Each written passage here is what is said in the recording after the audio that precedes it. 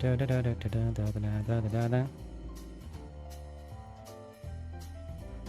what's good, y'all? Loki man.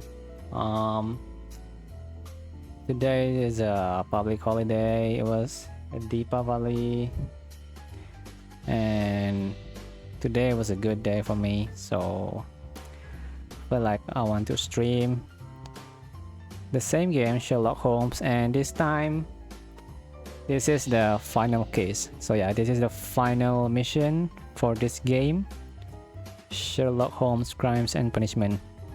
And I don't know how long it's gonna take, but if I finish early, I am going to play Forza Horizon 4, because why not? Or probably I'm gonna play... Oh, no. Yeah, either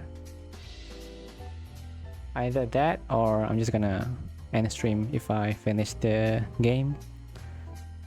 So yeah, without further ado, let's play the game.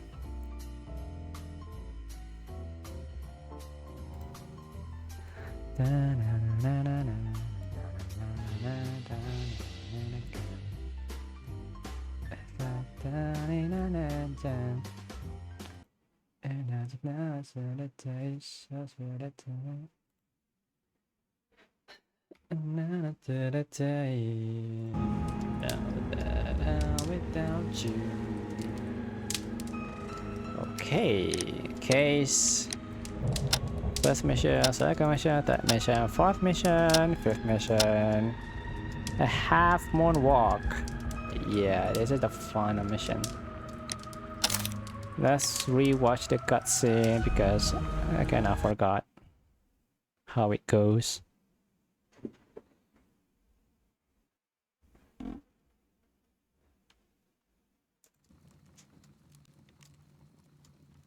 Where are you going, Holmes? Have you been invited somewhere? We have been invited, Watson, We have. Where to? to the Baker Street Irregulars' annual dinner. They sent us an invitation. It is on the table. A dinner? How could those street urchins afford anything like that? I can't understand your interest in them, Holmes. They're dirty. They wouldn't hesitate to steal your wallet. Watson, you should be excited. It is a secret dinner. Its location changes every year. Read the menu. Sounds mouth-watering. All right. We, the secret police of Baker Street, invite you, Sherlock Holmes, and Dr. Watson to our annual dinner. Menu, entree, frozen rat head salad. Is this a joke? Not at all. Pray continue. Main course, sow's udder in Danny Nutcracker's way. Sounds disgusting, Holmes. Hedgehog goulash. Street turnips in homemade juice. And it goes on. Ah, I can hear them on the stairs now. Well, we can't go there. We can't eat that. Watson, you'll hurt the feelings of those poor children. We have to go. Oh, Mr. Holmes. It is fine, Mrs. Hudson. Mr. Holmes! Wiggins, Dr. Watson is getting ready. He will be delighted to join us. You don't look well, my young man. Is there something wrong? Don't tell me the dinner is cancelled. Mr. Holmes, it's my brother Leighton. He's in a prison cell. They say he's killed 2 men. You have to help us, Mr. Holmes, because I know he didn't do it. Where is he now? From what I've heard, they took him to the yard, and they gave him a good beating already. You know what they're like. They'll hang him. They won't look any further. Holmes, we have to help him. Well, and forget about the dinner. Wiggins, I'll take the case. You're fantastic, Mr. Holmes. I'll be waiting for you at the crime scene. You'll be there, right? It's on Half Moon Street in Whitechapel. Very well. Poor kid. No dinner.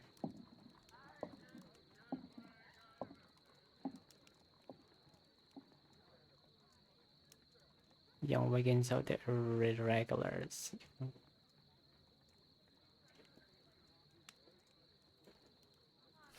Double murder.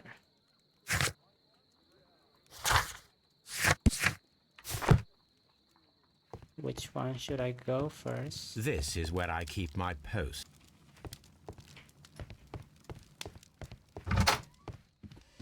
Gonna change my drip.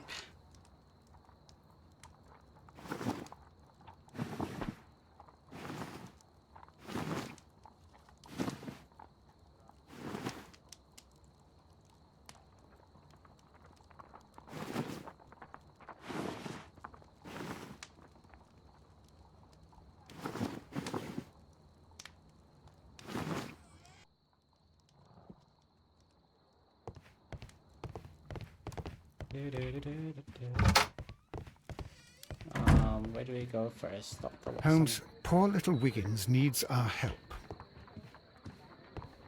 Hello, Toby. All you need now is a shawl and a mop cap, and you could be Mrs. Hudson's younger Fancier. sister. Oh, I got an achievement just for petting Toby on every case. Hello, Toby. All you need now is a shawl and a mop cap, and you could be Mrs. Hudson's younger sister. Who are you?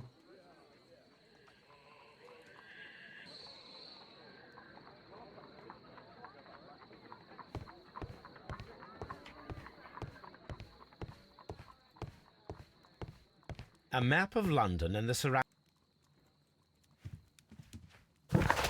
I think I'm gonna talk to. Yeah, whatever.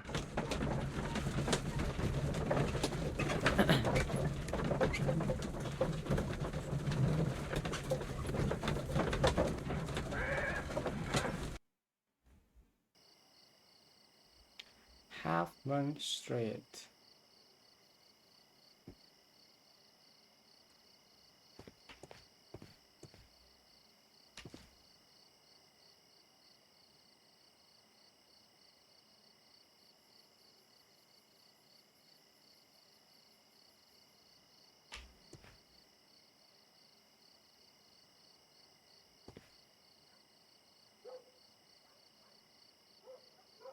This place looks dirty.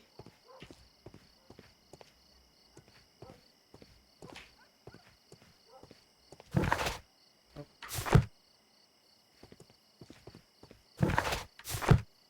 can't interact with him.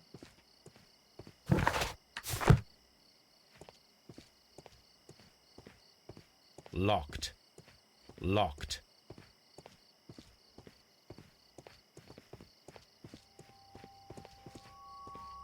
That was so dark. I'm scared.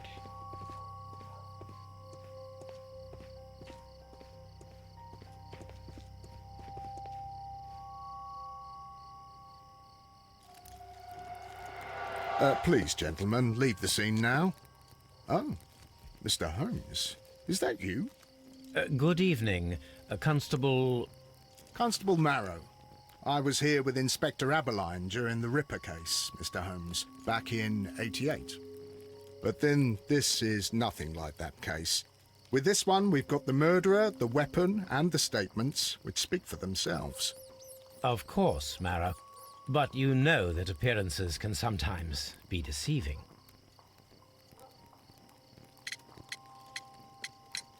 Who were the victims? The two men here, both shot. The stab fellow was Brian Vercotti, a well-known ruffian. The other, Kenneth Butler, a jeweller by trade. You spoke of statements. You have witnesses? Well, I was there, so I gave my own statement. And then there were two other witnesses who said they saw the killer Chapman. Mr. Turner, a gentleman who lives in that flat over there. And Polly Powell, a flower seller, who was over at the far side of the street. So, Constable Marrow, I should be delighted to hear your testimony. I was standing at the north side of Half Moon Street. That was the side that you came from. But you would have been unable to observe this part of the street, where we are standing now. That is correct. But I saw the two victims slowly enter Half Moon Street, and then shortly after, the fireworks started. A few minutes after that, the fellow Chapman rushed towards me and ran into Half Moon Street. Please continue. I didn't pay attention, but suddenly I heard a woman's cries and police whistles on the other side of Half Moon Street. I rushed over there and I saw the 2 dead bodies on the ground. When I reached Whitechapel Street, I saw Leighton Chapman. He'd been caught by 2 police constables. Did you hear the shots? I didn't hear any shots. The fireworks were all over the sky. They were so loud I couldn't hear anything else. What were the fireworks in honour of, Constable? Well, today's Queen Victoria's birthday, Mr. Holmes. Ah, yes, I appear to have lost track of the days. It is May now, of course. Constable Marrow, what else caught your attention while you were running through Half Moon Street? I saw nothing but rats, and I took the time to light every corner with my lamp. Did you happen to look up at Mr. Turner's window when you were on Half Moon Street at that time? Yes, I saw that the window was open, but no one was there. It was dark in the room. Constable, your statements have been of great value to me. Mr. Holmes, I had no doubt about this case, but now that you are here... Mr.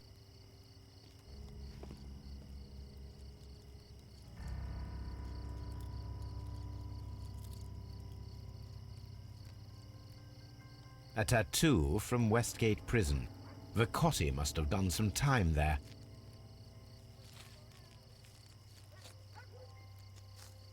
He tried to stop the bleeding with his hand. Death was not instant. The bullet penetrated his stomach, a dreadful wound.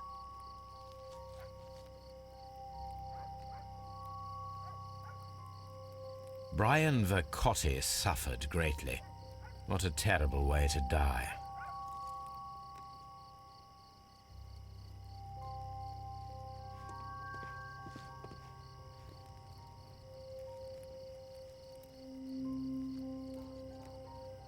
The bullet struck his head.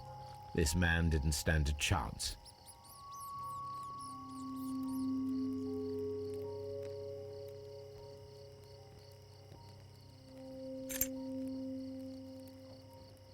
This is an ordinary key. I wonder what kind of door it opens.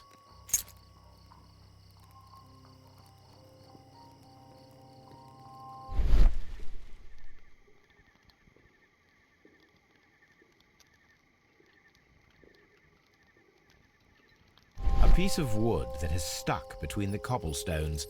Let us take a closer look.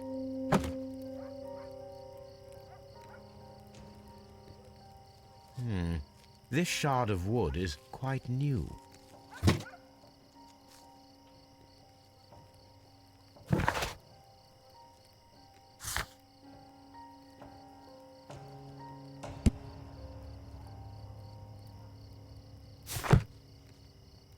Kenneth Butler.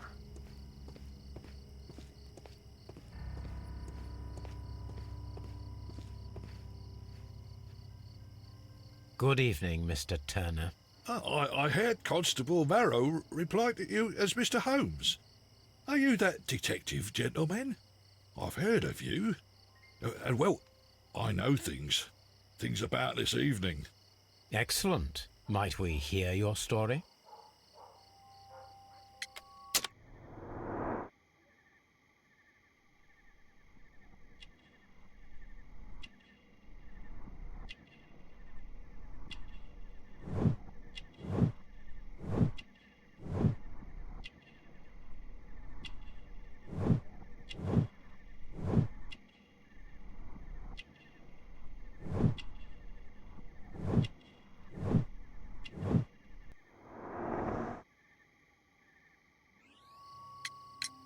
Could you tell us everything that you may have seen or heard?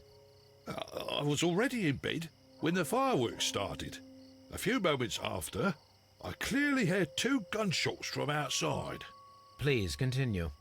I quickly got up and I grabbed the lamp from my nightstand and I rushed towards the window.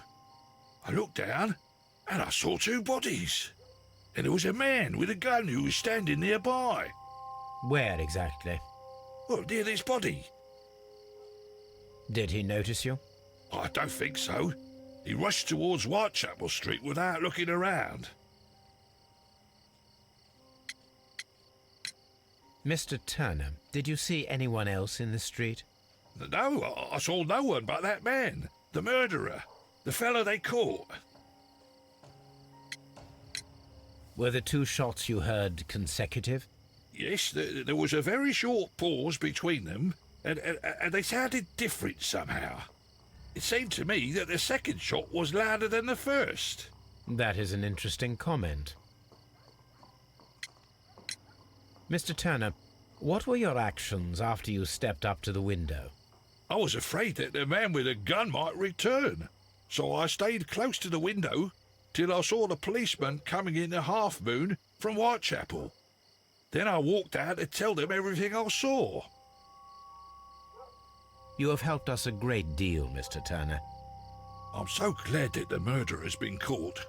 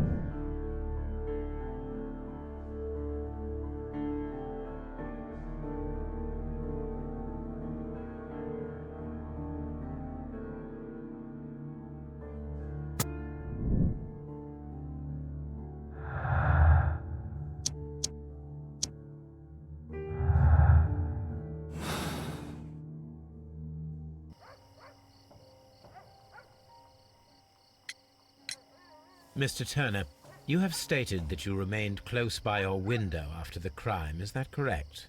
Oh, yes, Mr. Holmes. I stayed at my window until the policeman arrived to examine the dead bodies.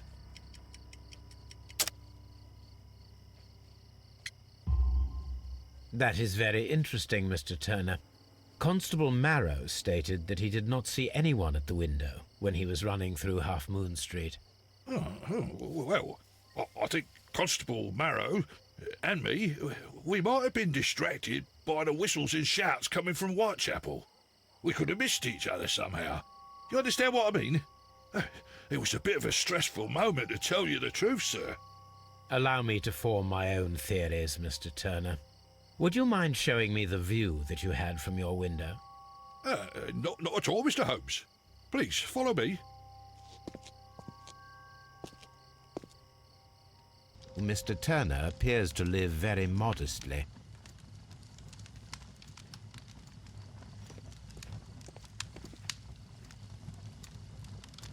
This fire is dying out.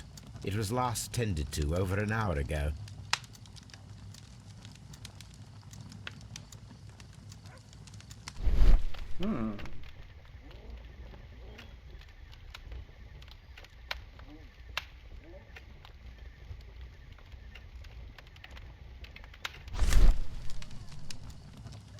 The papers are almost entirely burned. I am unable to see what's written here. These words are illegible. The papers were thrown into the fire just a short while ago.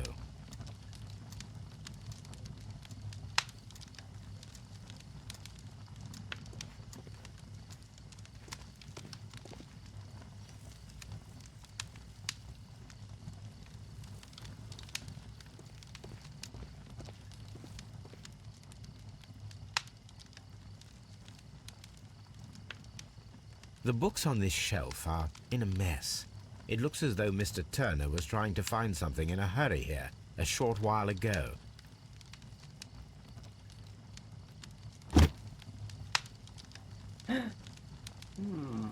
This walking stick is broken. It was placed here quite recently.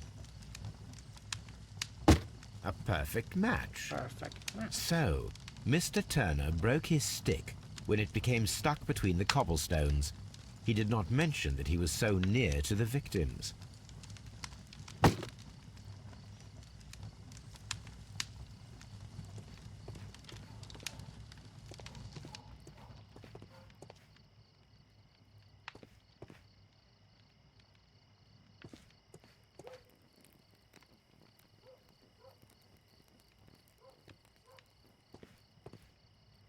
Mr. Turner was roused from his bed by the sound of gunshots.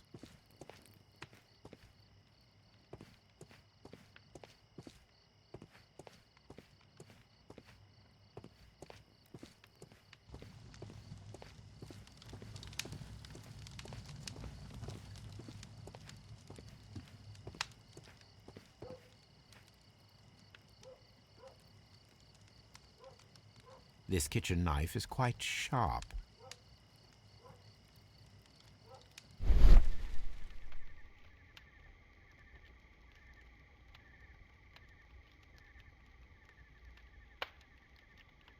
There are pieces of shredded paper scattered over the table. This kitchen knife was used to cut the paper.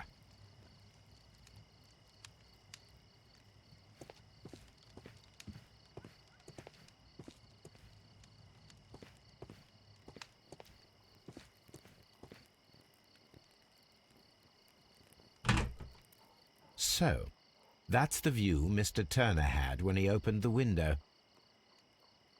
The dead body of Kenneth Butler. Brian Vercotti's contorted corpse. Mr. Turner had a perfect view of the crime scene. He saw the bodies clearly, and Leighton Chapman standing over them.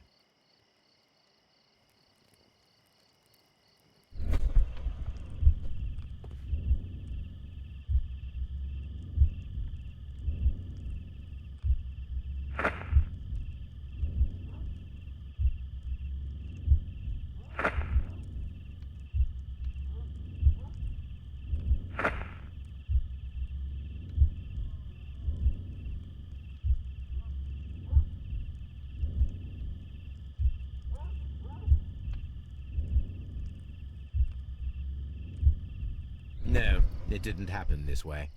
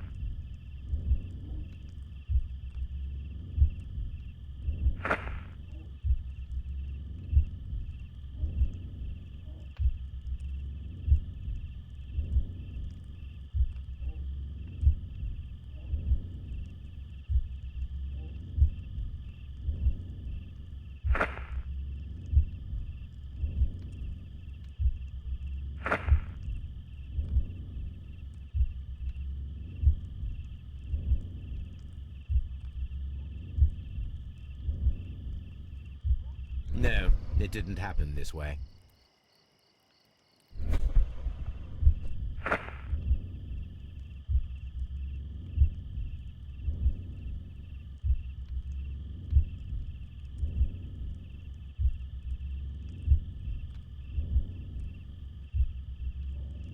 No, it didn't happen this way.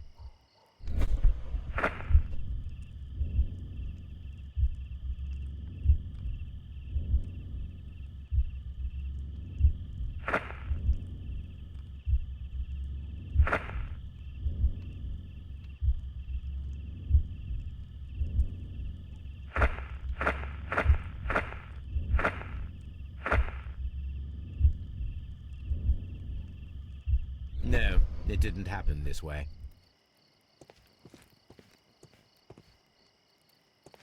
Anything else you would like to know, Mr. Holmes?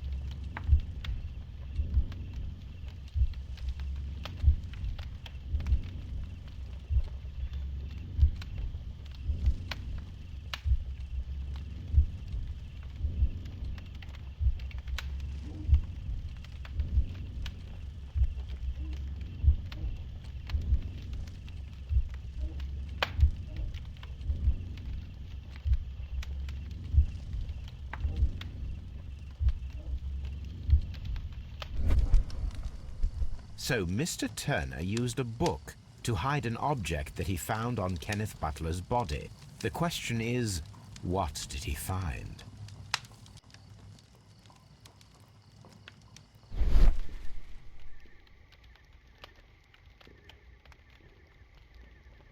I can see prints from greasy fingers upon the cover of this book. Let us take a closer look.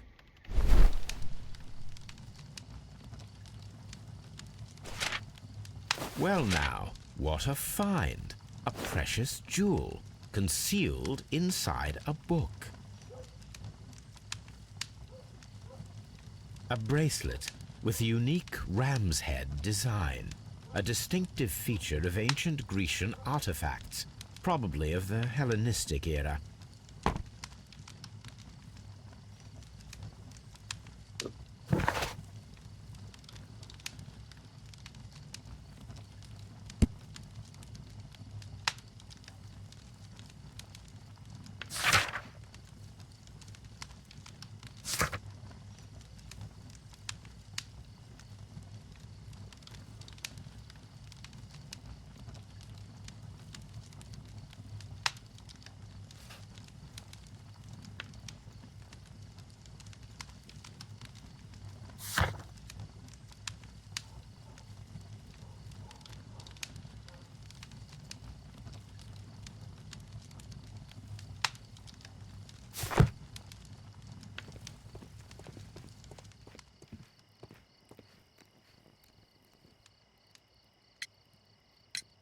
Mr. Turner, how would it be possible for a man of advanced years, such as yourself, to rush from his bed to the window in a matter of seconds, as you have stated?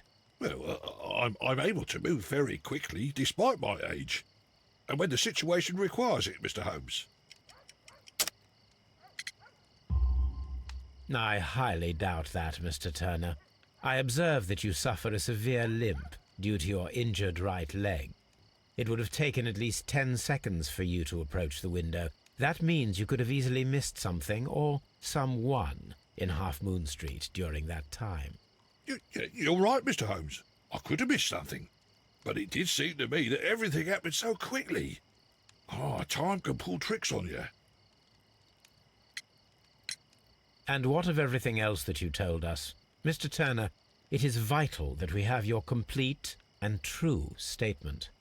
Mr. Holmes, I do assure you that the other things I said were most sincere.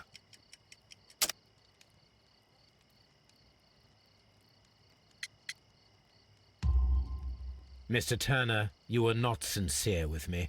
Not then and not now. But Mr. Holmes... This, Mr. Turner, does not look like anything that a poor man might possess. It is worth more than the home that you live in. I can explain. No, merely correct me if I am wrong. You saw Leighton Chapman through the window, but you also noticed a glittering object on the ground, this precious jewel. You walked down and took the bracelet from the body of Kenneth Butler, and when you heard the whistles, you hurried away. That broke your walking stick. It caught fast between the cobbles. Constable Marrow was unable to see you in the window, as you were climbing up the stairs on your way back to your flat. Upon returning home, you hid the precious jewel inside a book. Mr. Holmes, please don't send me to prison. I didn't do anything bad. I'm just a poor man. When I chanced upon the bracelet, I saw it as an opportunity to make a little money. I was desperate. I only took the bracelet, that's all, I swear. You made a mistake by lying to me. But you are not a criminal. I believe that. Although I must return this bracelet to its rightful owner.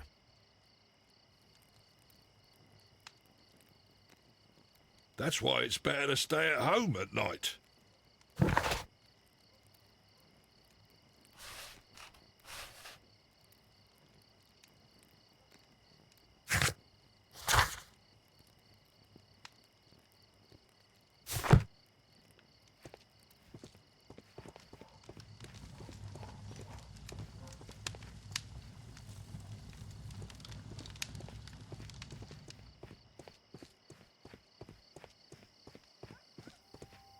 I'll do anything to save my brother, Mr. Holmes.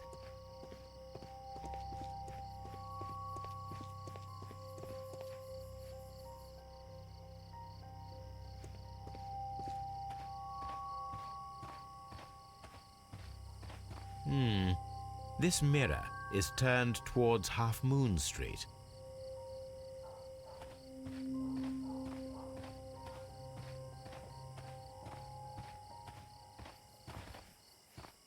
Locked. Locked.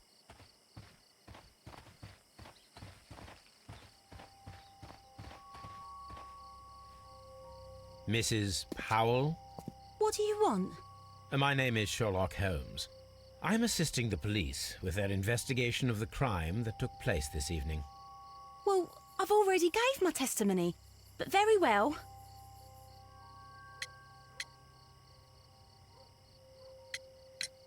Could you tell us everything that you may have seen or heard?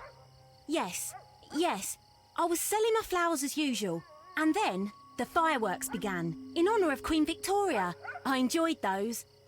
But then, all of a sudden, a young lad ran out of Half Moon Street and stopped just by me. He had a gun in his hand. He was like a ghost, and all covered in blood. It was dark, but I could see him, because of the flashes from the fireworks. And then? I screamed as loud as I could. I knew that a policeman should be on duty in the vicinity. He had no time to escape. 2 constables got him. Then another constable came out from the very same street, and I heard him talking of a horrible murder. Mrs. Powell, did you hear the gunshots? I'm not sure. You know, what with the fireworks? Did you see anyone else leaving Half Moon Street prior to or at the time of the crime? No, sir, I did not. Even with all the fireworks, I was very attentive, as I'm always on the lookout for customers. My thanks to you, Mrs. Powell. I suppose that I shall have to move my stool now.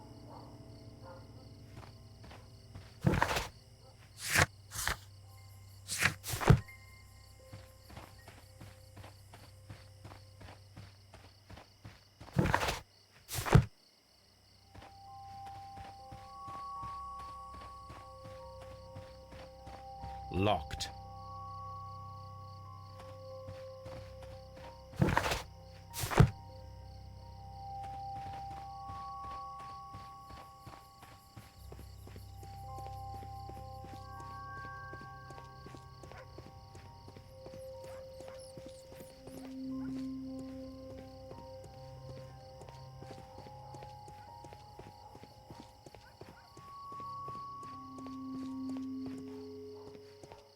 Locked.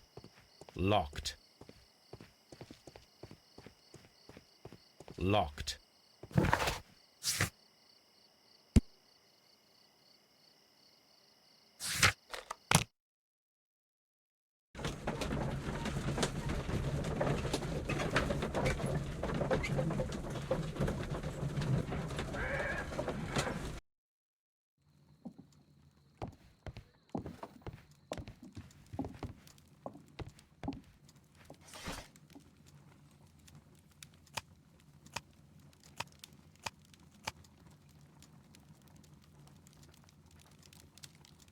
That is not the one.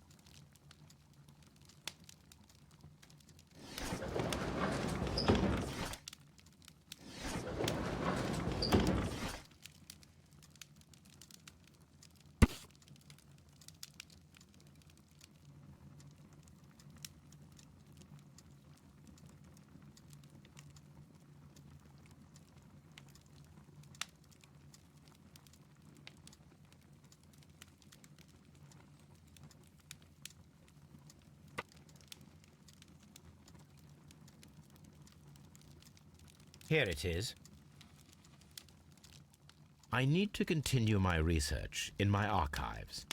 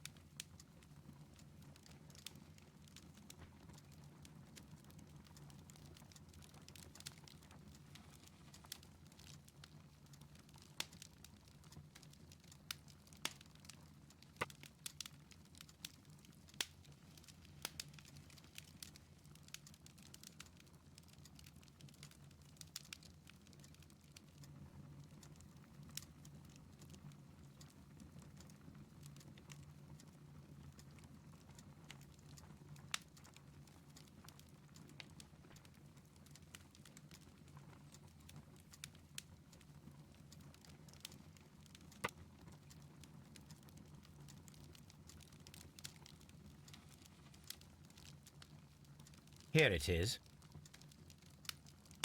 One of the victims, Kenneth Butler, was involved in the story of the stolen Hellenistic treasures. A visit to his pawn shop should tell me more.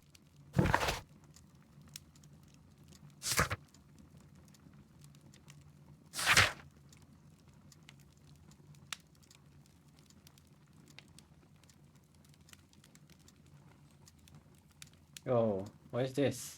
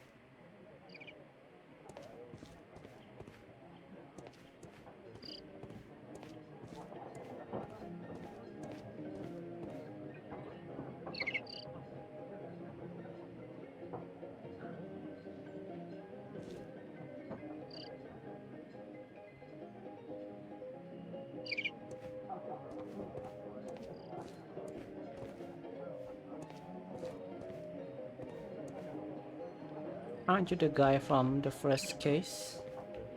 You look similar.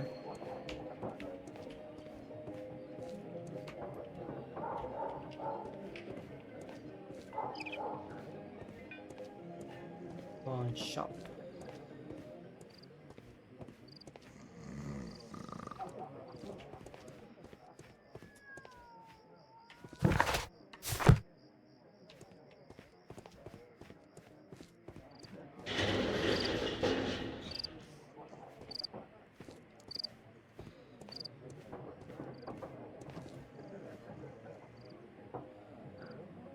The door is locked, but I won't try to pick it. There are people directly behind me. Mr. Butler's key matches the lock perfectly.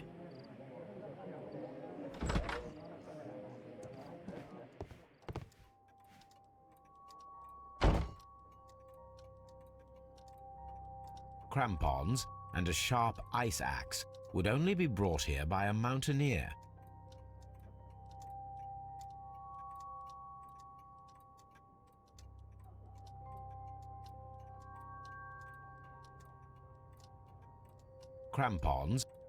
Crampons, and a sharp...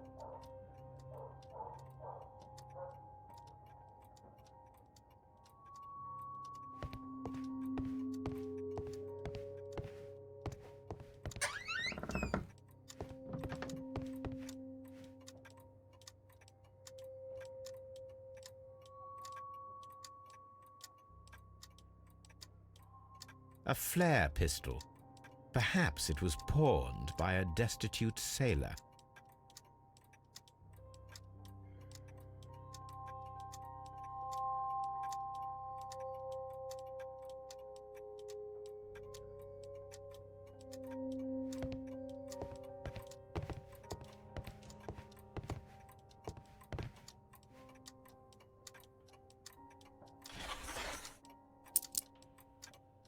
The ram's heads. This necklace belongs to the 5 Rams of Mittelin collection. Interesting. That means that Kenneth Butler owned a part of this collection all this time, 10 years after the theft.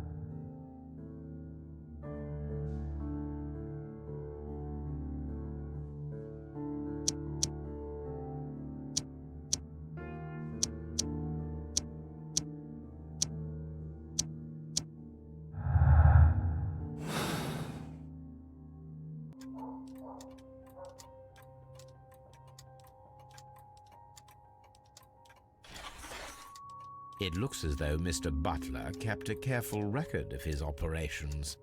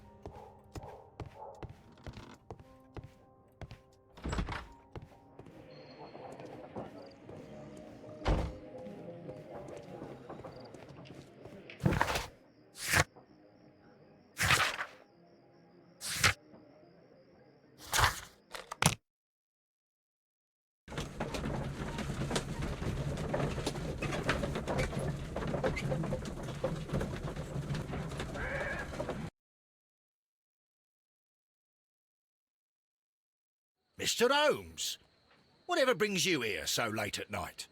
I'm interested in the case of young Leighton Chapman. He was arrested earlier this evening and accused of a double murder. I beg your pardon? That case is quite clear to the police. Or are there any new facts that we don't know about?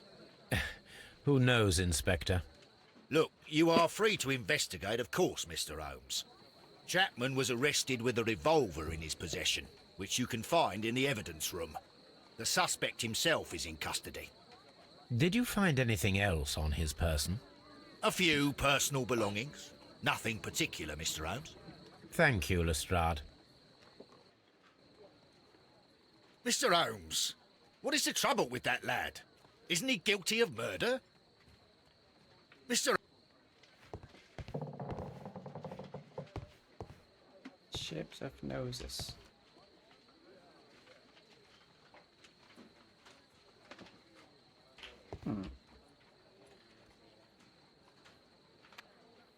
My nose shape is probably this one, the most right here. I think, yeah. My nose kind of small. What about you guys? What's the shape of your guys' nose?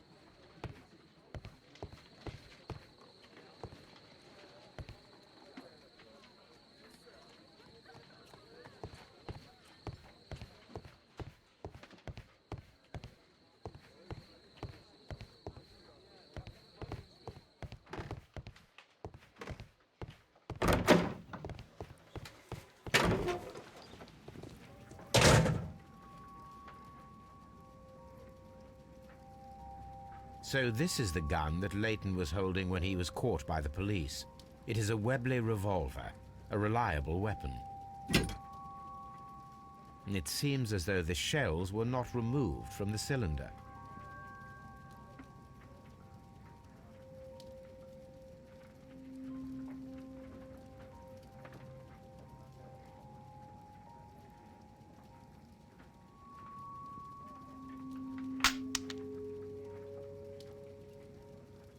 Two out of the 6 shells have been fired.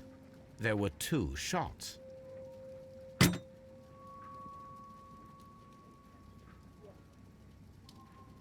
A cheap watch, bought with his own money, no doubt. These cigarettes are filled with cheap tobacco, nothing interesting.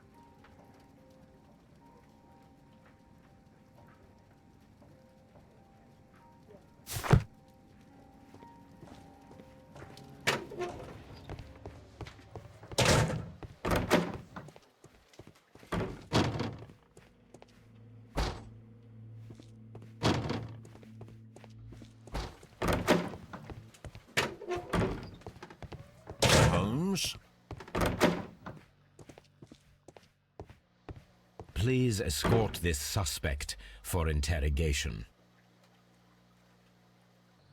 Good evening, Mr. Chapman. Who are you?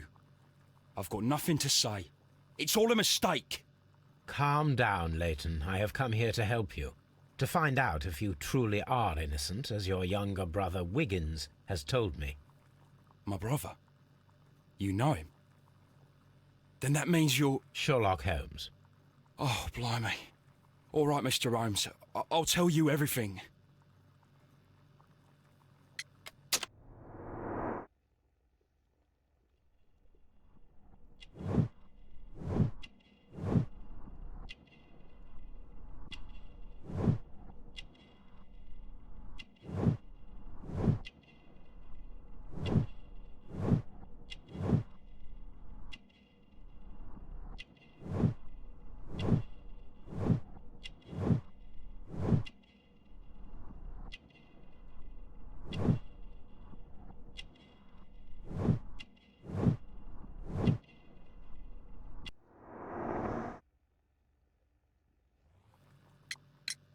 Good. Tell me your account of what happened. I left my work and I hurried up to see the fireworks in Whitechapel. I was late, so I decided to cut through Half Moon Street. I saw the first fireworks light up in the sky. I bumped into a constable on a corner before entering Half Moon. Then suddenly, what with all the firework flare, I saw two men. They were both lying flat in the middle of the street. I stopped where I was. I thought about turning back to the police, but as I was thinking of that, I saw a third person. He was leaning over the body that was furthest from me. The second I saw him, he raised his head and he stared at me. In a flash, I saw his gun, but he made a dash for it instead and he escaped through Whitechapel Street. So you might still have had time to return to the constable. I panicked. I didn't know what to do. Anyway, I approached the bodies just to see if they were still alive. I saw that one had blood pumping out of his stomach. He was dying. It was horrible. The second one was already dead. He had a hole in his head. He was holding a gun in his hand, though. I took it, and then I followed the third man. Interesting. Pray, continue. I turned a corner, and I saw the man standing in the middle of the street. He seemed to be in some sort of panic. And then, Mr. Holmes, something strange happened. I told the police and they laughed at what I said, but I swear to you, my words are true. I started running towards him. But then I was blinded by a flash. It was so bright that I hardly saw anything for a good dozen seconds. But I kept running forward. As I arrived in Whitechapel, I heard a woman screaming. And then I was caught by the police. But there wasn't a trace of that man. Of course, then they found a gun and all that blood. I couldn't see the murderer escaping and all that mess. Perhaps I was still half-blinded at that moment. A thrilling account, my young man. Leighton, are you able to describe the person whom you saw standing in Half Moon Street? Well, I wasn't able to see his face at all. It was too dark, and he was too far away. I could see his silhouette. And what about that? Nothing so special. He was wearing a jacket. He was quite average in size and his weight. I see. Was there anything else that struck you at the time? No. But perhaps it's strange, but I can't remember the sound of his footsteps as he was running away. Perhaps it was because of the fireworks or the surprise of me seeing him. Leighton, I confess I am puzzled. Why should a young lad like you take a gun from the hands of a dead man and set off in pursuit of a probable killer? I know. I keep wondering that, but at the time it was like a reflex. A criminal ought to be arrested, and he was armed. You were willing to risk your life. That was a little foolish, unless you wanted revenge. No, Mr. Holmes. I was just being brave and stupid.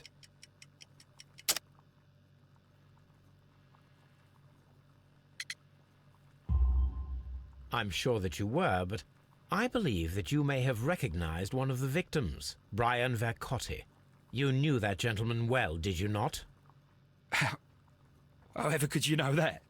You have a typical tattoo of the Westgate Brotherhood upon your hand. I observed exactly the same mark upon Mr. Vercotti. You came to know him from your sharing a past prison sentence. Am I correct, Mr. Chapman? God. You're right, Mr. Holmes. Would you tell me a little about Brian Vercotti? We were convicted for a robbery. Once in prison, both of us joined one of these fraternities. During that year, we tried to help each other out, you know? You were quite young then, I believe.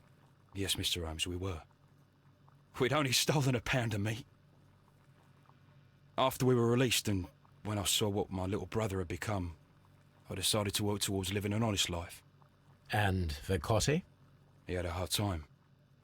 His sister had died in a Whitechapel dispensary while he was in prison. He had no family anymore. Our paths split. He fell back into crime. So you lost him? Yes. And for around 2 years, I heard no news of him at all. We shall see you soon, young man.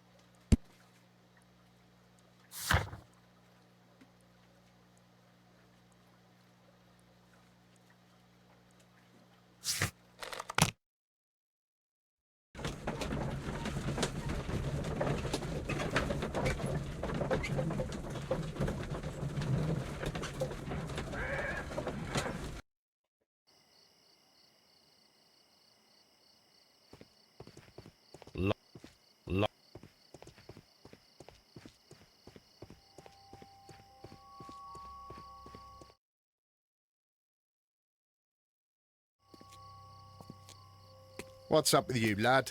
What are you waiting for? I'm waiting for my brother to be released. Your brother? The one that you caught, beat up and imprisoned. Ah, the murderer. He ain't killed no one, copper. Watch your mouth, lad, else you'll be joining that worthless brother of yours.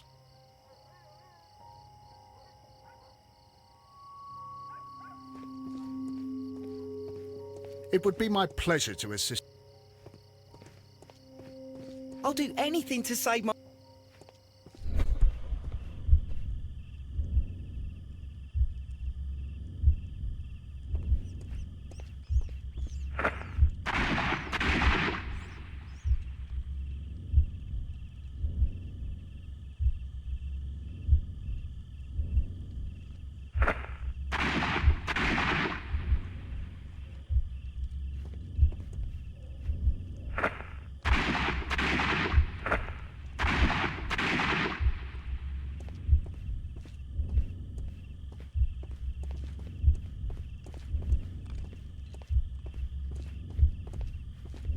I am unable to see any higher. I need to find something to lift my lamp. I am unable to see any higher.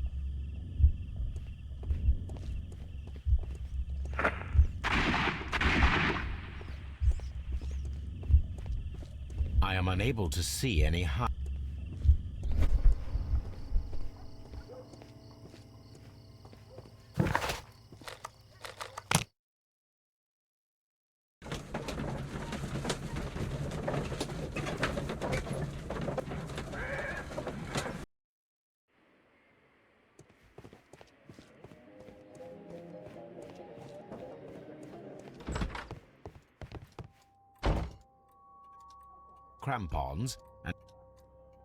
Crampons and a sharp ice axe.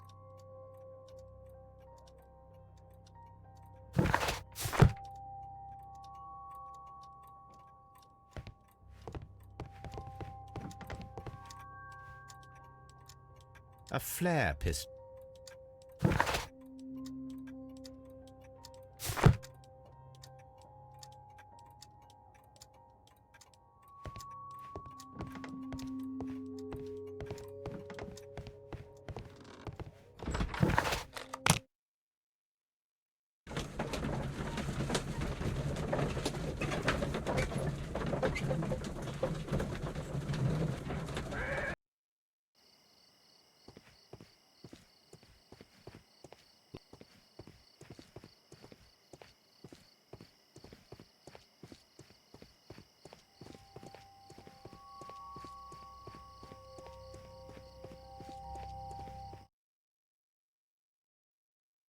Why are you looking at me all the time like that?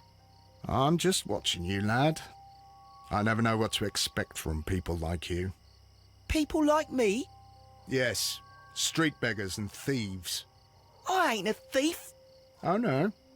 Then where did you get whatever it is that you're gnawing on? I very much doubt that you bought it. What ain't seen can't hardly be stolen.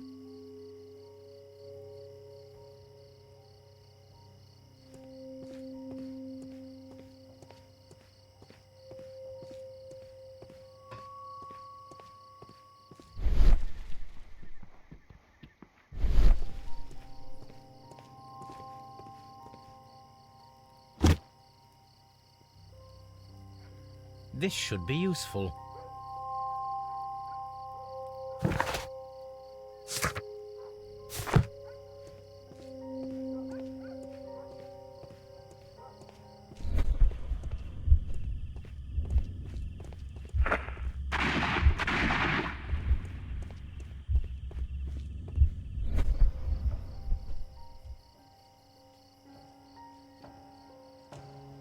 Nothing interesting here.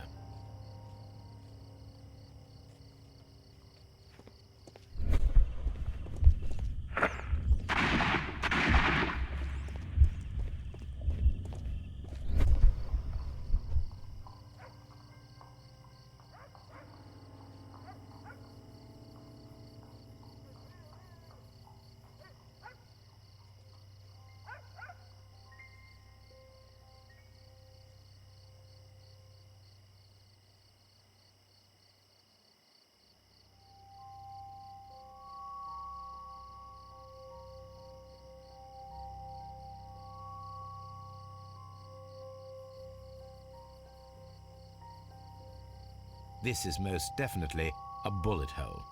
The brick cracks are fresh.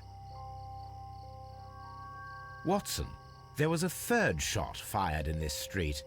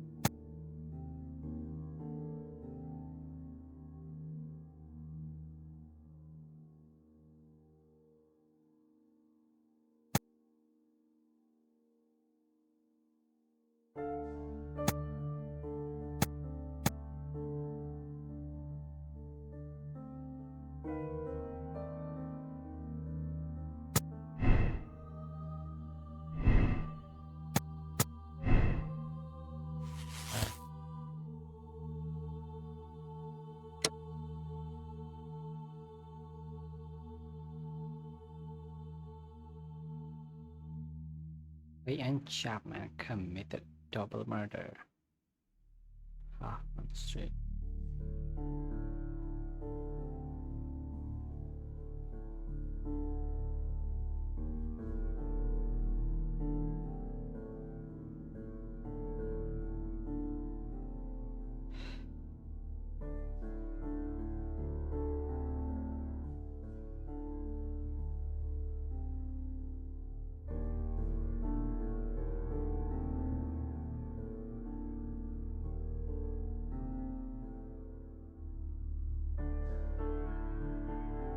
I mean, obviously, this case is not solved, but I'm going to choose both because I want to watch the cutscene and what's gonna happen.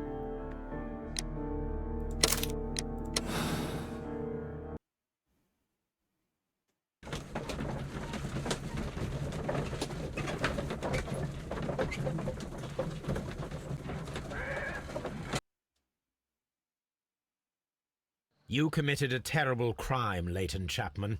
You killed 2 people with the intention of obtaining a set of valuable antiques. What? That's a mistake. I didn't do it.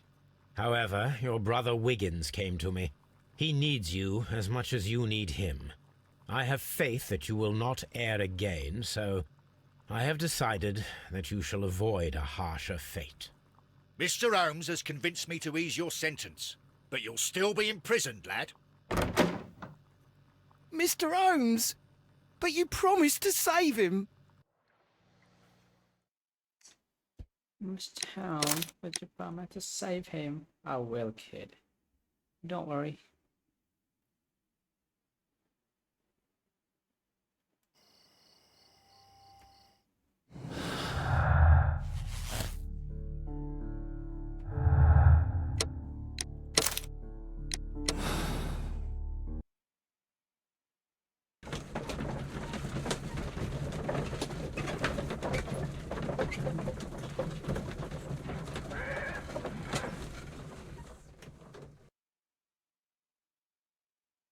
So, Mr. Chapman, you committed a murder with only one purpose: to obtain a set of valuable antiques. What? No, that's nonsense. The only question that remains: where is the missing ring? I don't know. I didn't do it. You are a clever one. Do you think that this secret will spare you the gallows? Or prison for life? Mr. Holmes, but you promised to save him.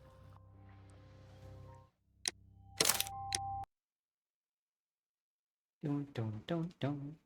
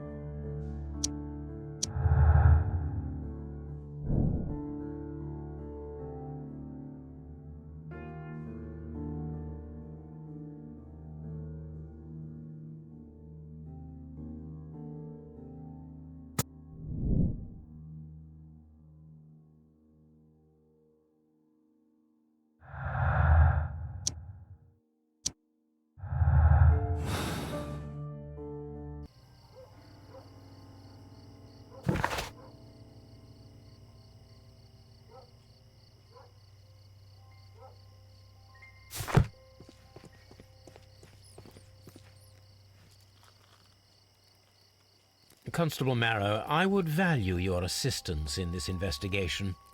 It would be my pleasure, Mr. Holmes. I would like to make sure that there are no places in Half Moon Street where a man could hide while you were running through it with your lamp. All right, Mr. Holmes, what should I do? Take your lamp and start walking, just as you did before, and try to find me. Understood.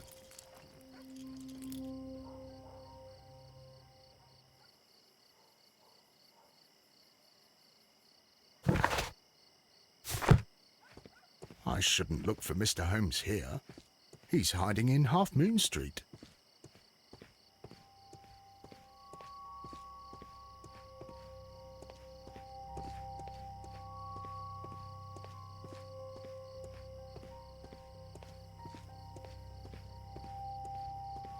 Uh-huh. I can see you very well, Mr. Holmes. All right, Constable. Let's try again. I'll find another place to hide.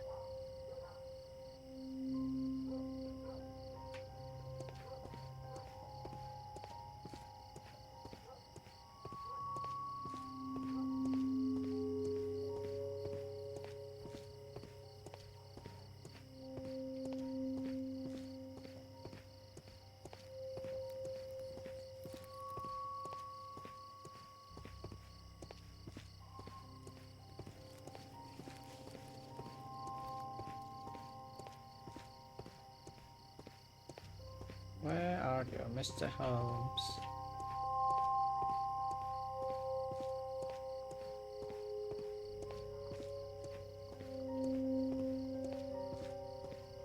No, this is not how I walked at the time of the crime. I was more attentive.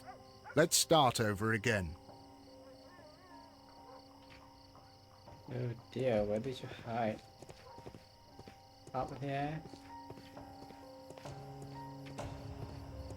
Oh, what the heck? Damn. Here you are, Mr. Holmes. All right, Constable. Let's try again. I'll find another place to hide. That's kind of hard though, not gonna lie.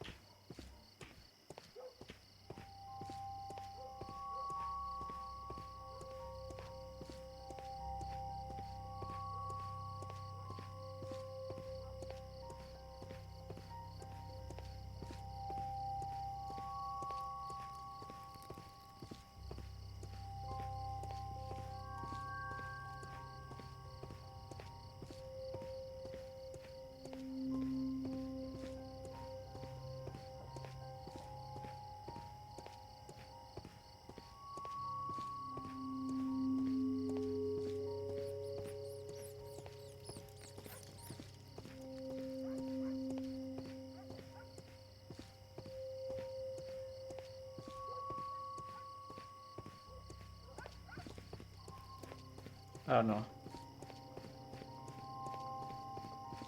I can't find you. No, this is not how I walked at the time of the crime. I was more attentive. Let's start over again.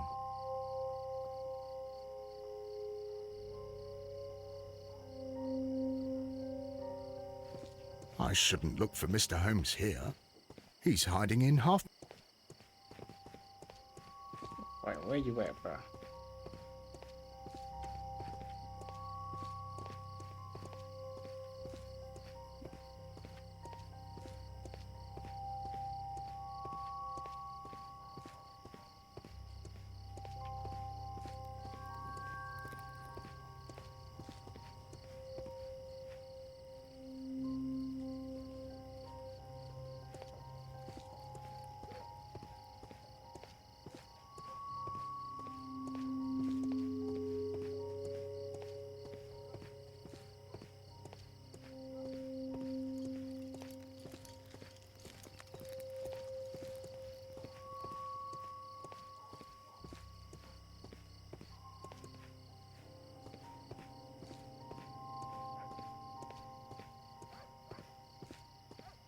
I seriously don't know. Where are you, Mr. Holmes? Oh god. My leg is itchy. There's mosquitoes everywhere.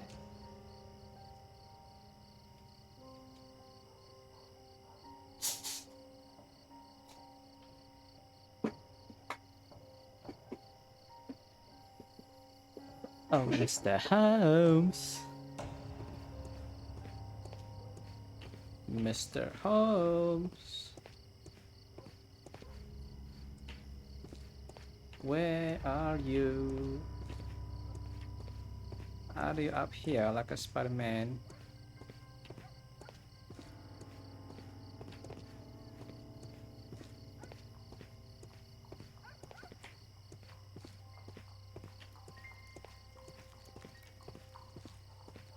Where, bro?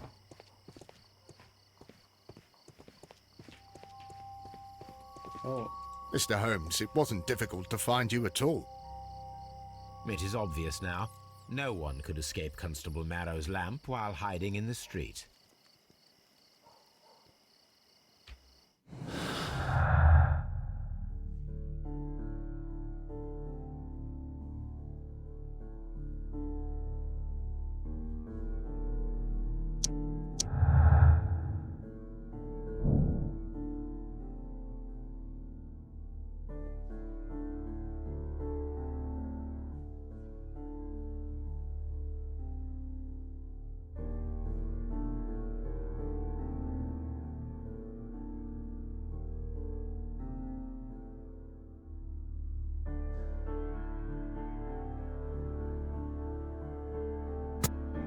exactly. Someone must be up. That person must be climbing.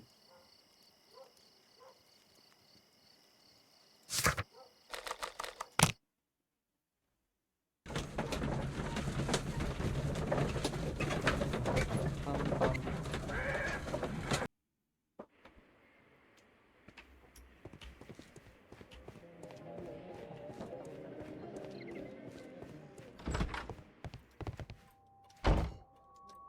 These tools are exactly what I need to climb the wall.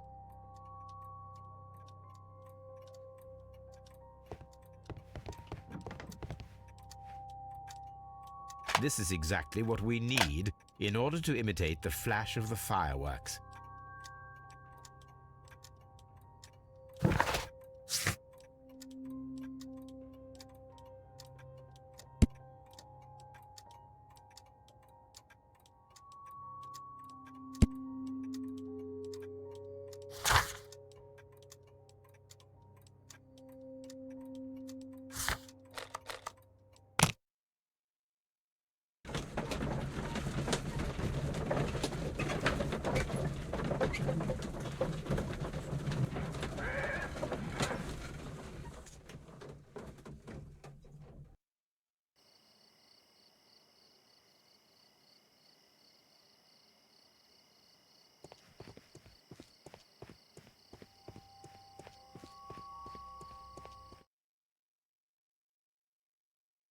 Wiggins, my lad, what are you doing here? You'd best be leaving and be quick about it.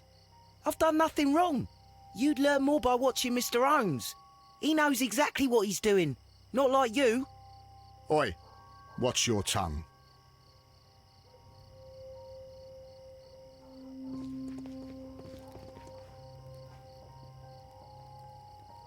Constable Marrow, Watson, I would like to perform another kind of reenactment with your help. I'm listening, Mr. Holmes. I want to check if Leighton's testimony can be trusted. If someone could vanish into thin air at a specific moment. But Holmes, I don't see how. I am going to be the mysterious gentleman whom Leighton followed. I will stand exactly where he saw him before he was blinded by the flash. Watson, you will be Leighton. When I fire the signal flare, you should start to chase me. I understand, Holmes. You, Constable Marrow, just play your part and do exactly as you did. Just, please, wait 5 seconds after the signal flare. I doubt that Polly Powell would have screamed any earlier. As you say, Mr. Holmes. Let us begin then. Catch me if you can.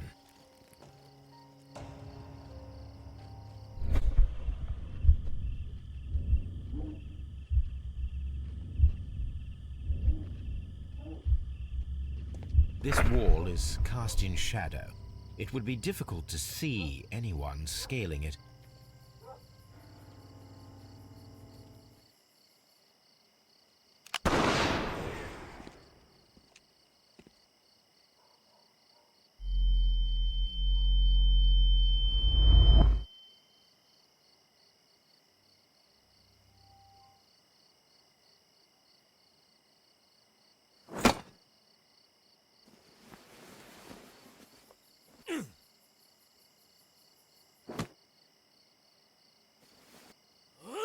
can barely see anything.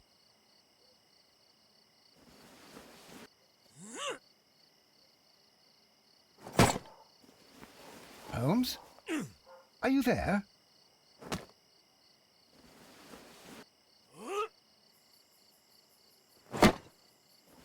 I should try climbing faster.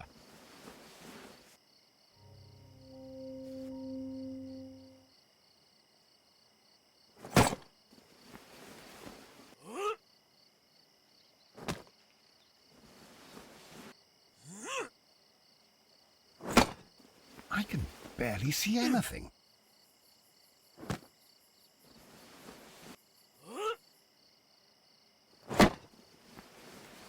Holmes? Are you there? Where is he? My God, a man can't just disappear like that.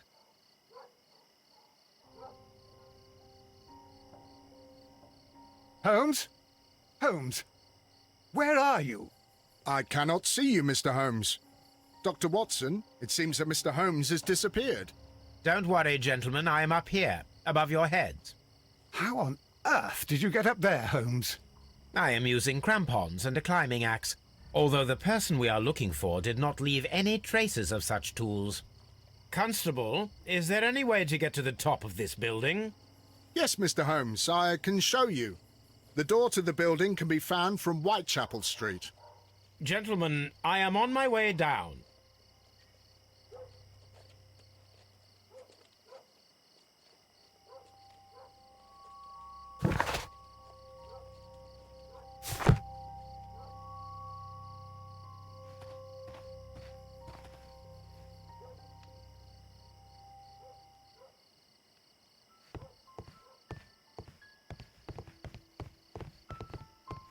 These shards of glass are from the window above.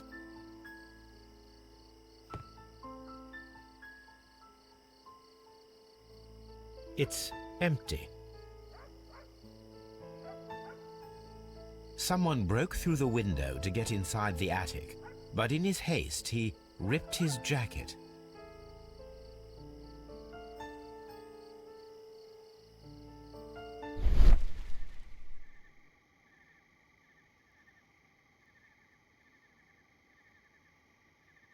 A cluster of thick black threads.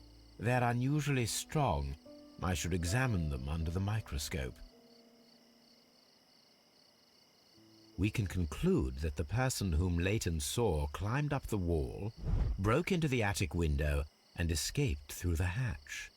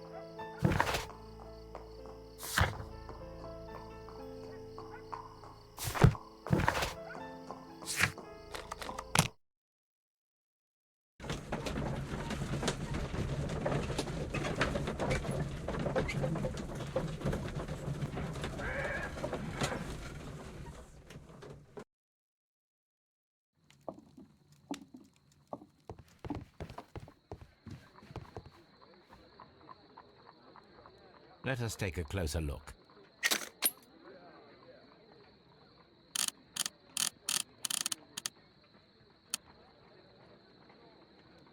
It is not a thread, but a hair. I very much doubt that it is human. I need to compare this sample with a human hair and a horse hair. A shaving brush is usually made from horsehair. Watson, could you please pass me your shaving brush? Here you are. Watson, look, what's outside the window? Well, I don't see anything. Ouch! Holmes! Oh, don't make such a fuss. One little hair. Human hair is significantly thinner than the black sample. The horsehair is thinner than the hair that we found. So, this black hair belongs to an animal, and it is larger than a horse. A hair from a large and exotic animal. My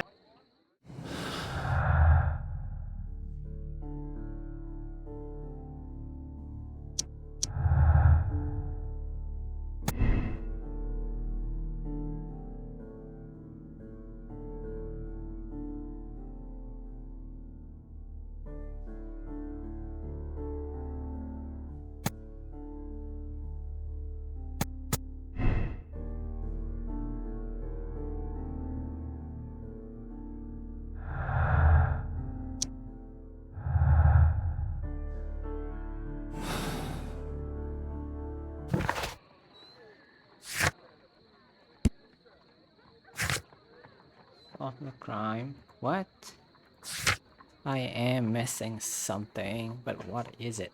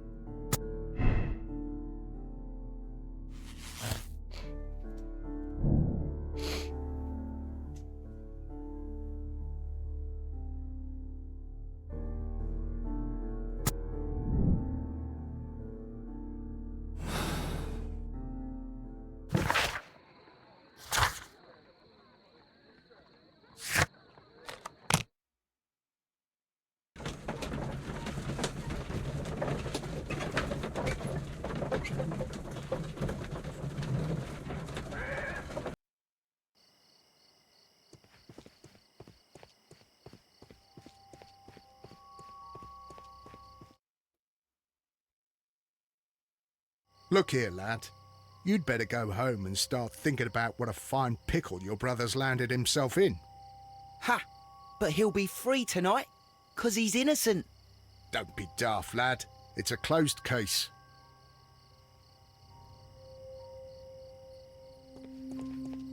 It would be...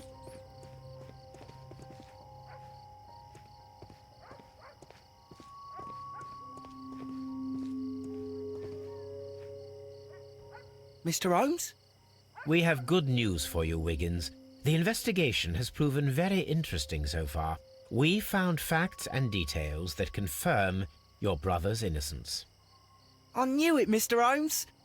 But for now, Wiggins, we need your help. Anything you like, Gov. I need you to locate a circus that has stopped over in London.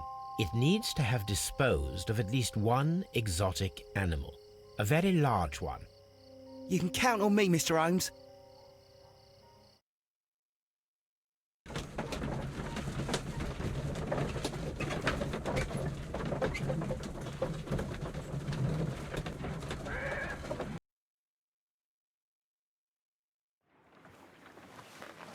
I do hope that those children don't get into trouble, Holmes.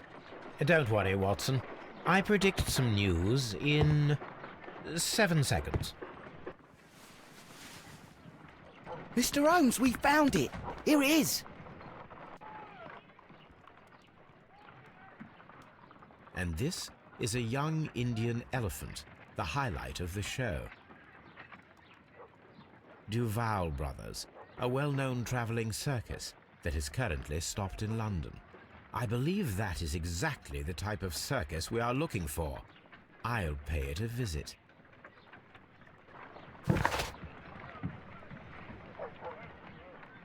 Developer Circus.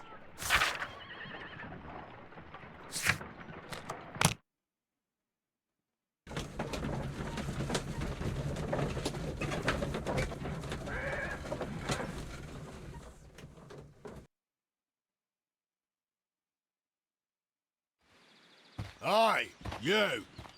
Stop right there. Good morning, sir. Pardon me, but why am I not allowed to walk around here? Because it's private. Well, I only wanted to meet the artistes. Hmm? You're wanting to apply for... Nah. You don't look like the type of, artistic lockpicker that we're looking for. You might be surprised. What? Nah. I don't think so. Clear off.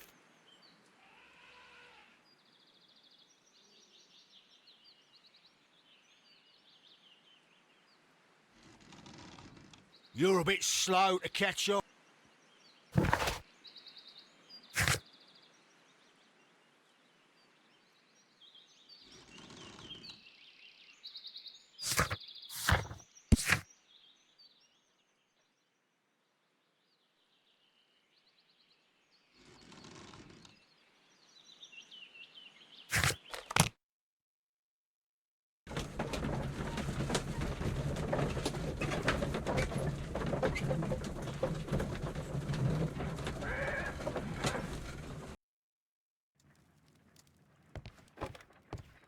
It's makeup time, finally.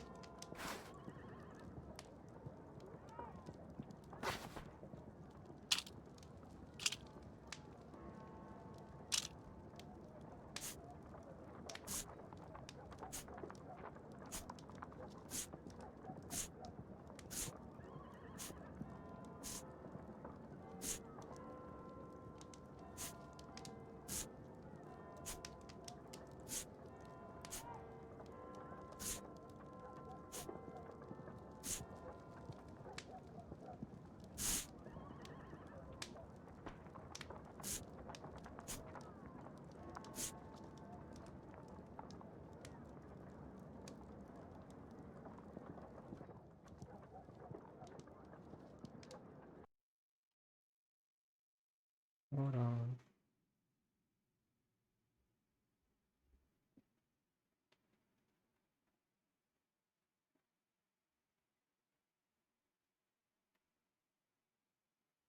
Da, da, da, da. Da, da, da, da. Da, da, da, da. Da, da, da, da.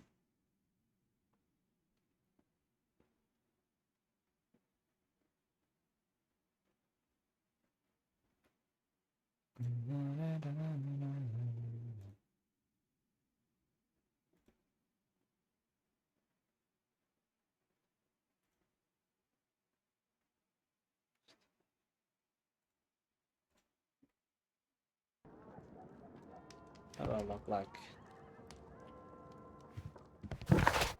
Spectacles are unpopular among thugs. I don't... Oh, really? Okay.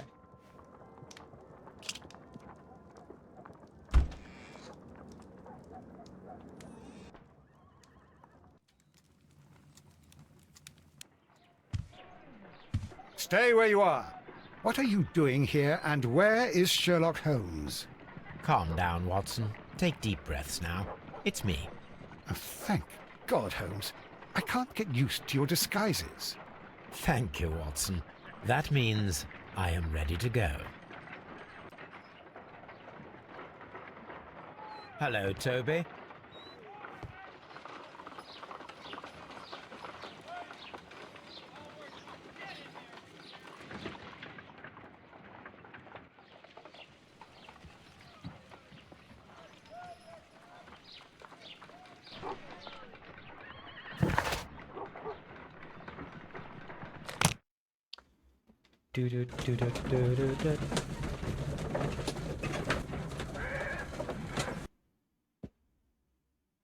Who are you?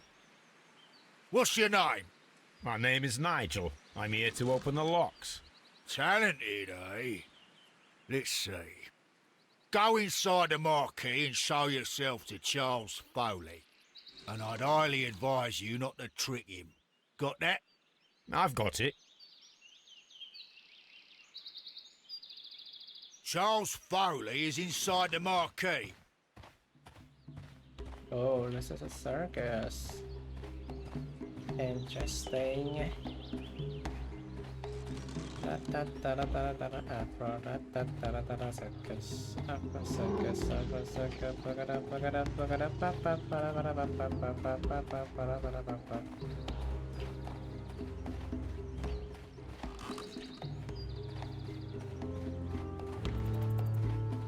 Circus is fun, but then again, it's really.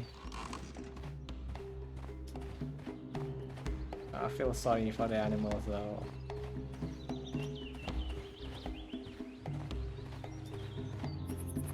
Like all circus animals are treated with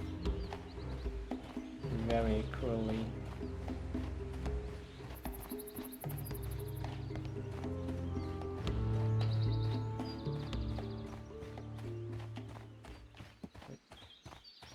Oh, it is a counter ticket. I think. Admission.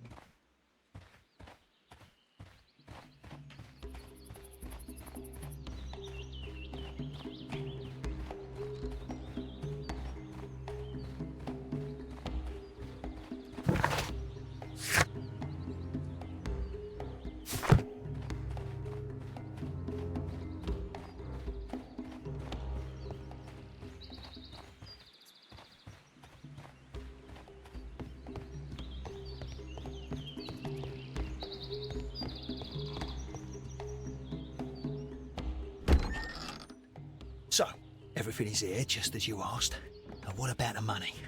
Some of the barrels are wet. Transportation issues, it couldn't be helped. Whatever. We'll be here after midnight to pick up the supplies. I want to be paid first. No.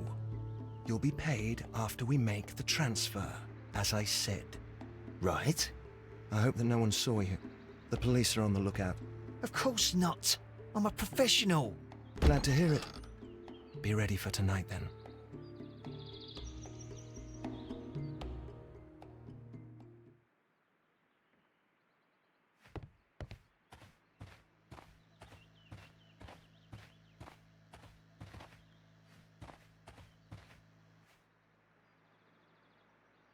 This wooden barrel is damaged. It is difficult to say what is inside. There is a spot on this barrel that was intentionally painted out.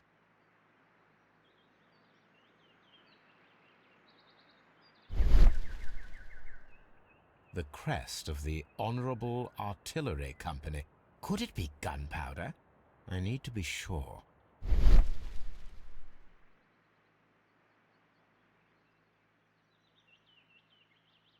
This wooden...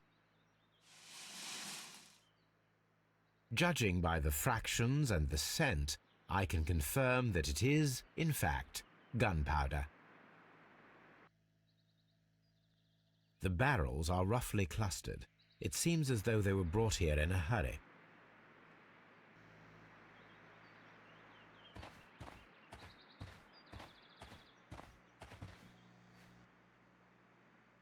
This printing press is old, but still quite capable of printing hundreds of pages per day. Rise up and keep rising from lambs into lion. That's a picture of a contemporary gentleman wearing a Robin Hood hat. Interesting. From lambs into lions. Those are words of encouragement and defiance. This poster was clearly made to fire up rebellion amongst the people.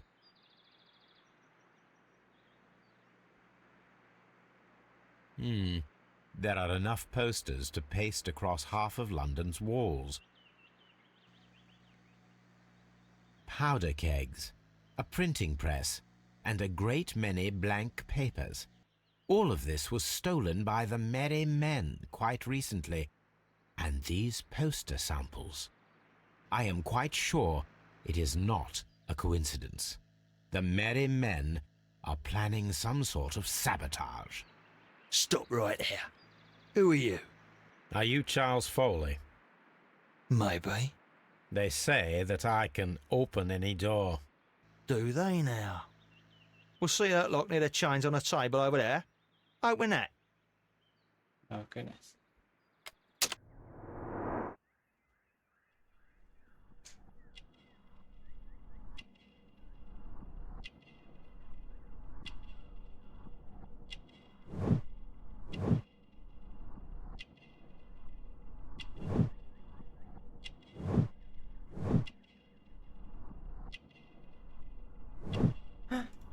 Gun.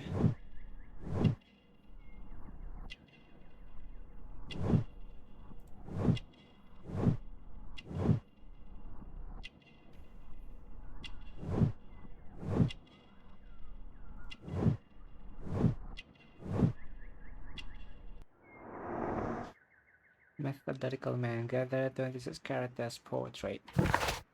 Nurse.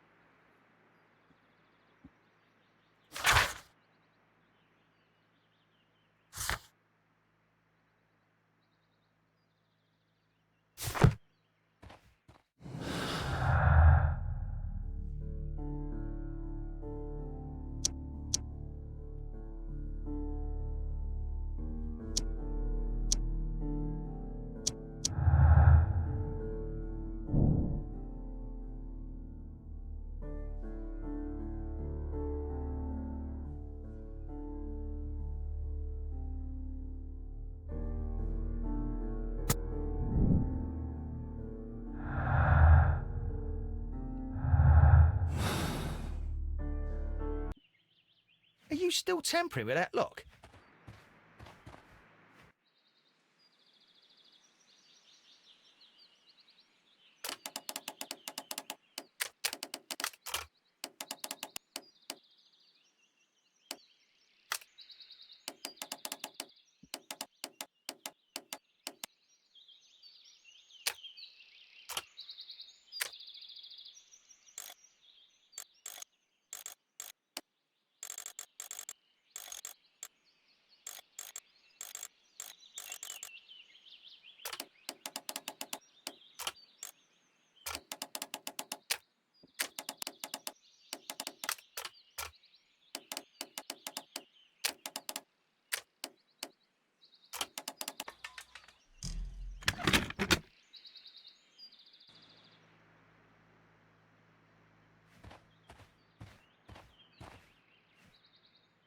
Oh. Well, they're right. What's your name?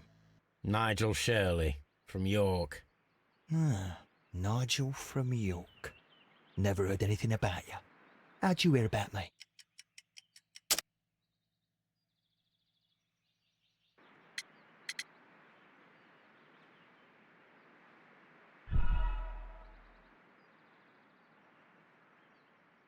Ah, Nigel from York. Never heard anything about you. How'd you hear about me?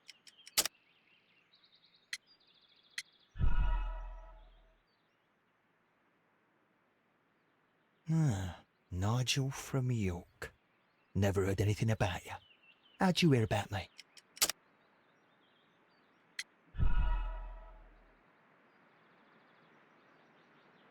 Ah, Nigel from York. Never heard anything about you. How'd you hear about me?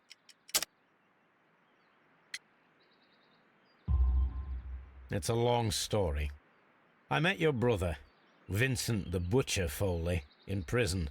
He told me all about his betrayal and all about you. Before I was released, he told me that you might find a job for me one day and pay me some money for me craft. Well, he died. 7 days ago, in prison. I'm sorry to hear that. That's all right. The traitor has paid the blood price for it. And you'll do the job anyway, 'cause I need a talented lockpicker. I know just where to search for his legacy. It's all about the Hellenistic treasures, isn't it? Osh, you fool. Now, listen up. You'll come with us tonight, and you better mind yourself. Us? Wait, who's coming then? Billy, Jack and me. And what will I get for that? We'll share the loot. The one you seem to know about. Right. Wait for us at the abandoned manor house on the corner of Ladbroke Grove and Kensington Park Road at midnight. Deal.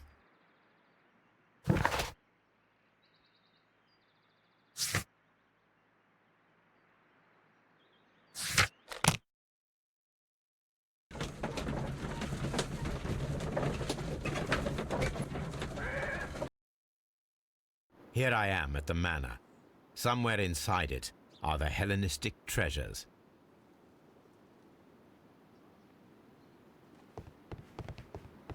This lock is quite old. It shouldn't be much of a challenge.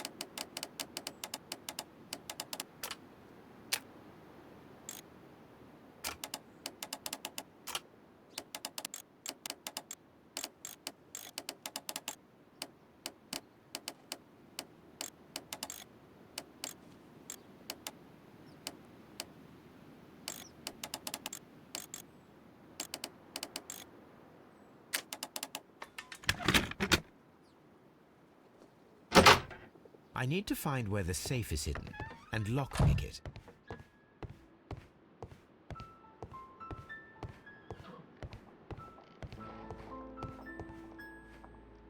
This cupboard is an absolute mess. Several books have fallen from the shelves. It seems as though this cupboard can be moved. I'll give it a try.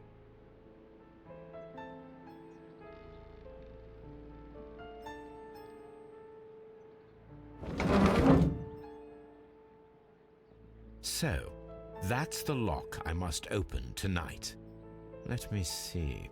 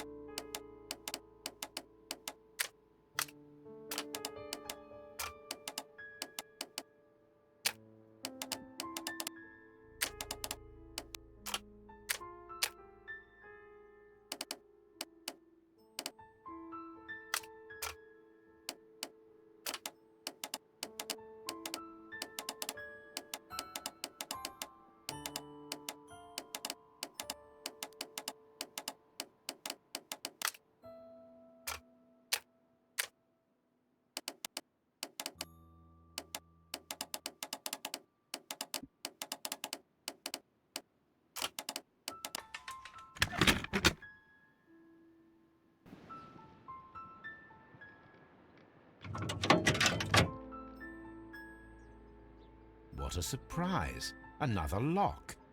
And I won't be able to pick it. I recall that precious key around Foley's neck. It might prove a decent fit.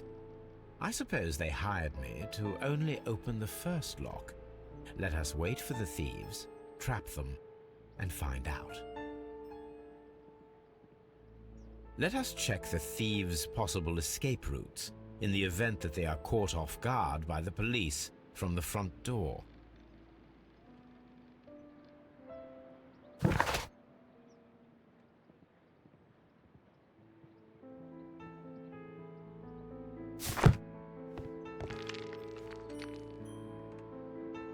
What a surprise!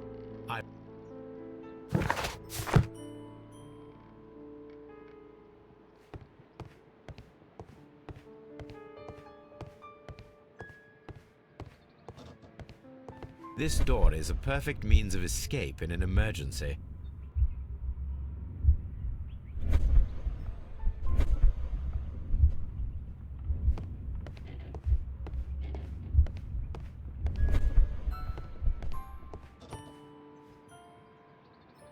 This door leads to a kitchen, which holds the shortest route to the back door.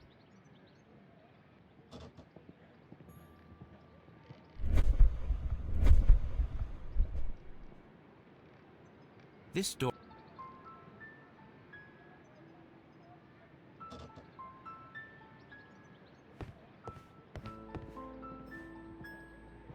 This chair is very solid and well made. This should be useful.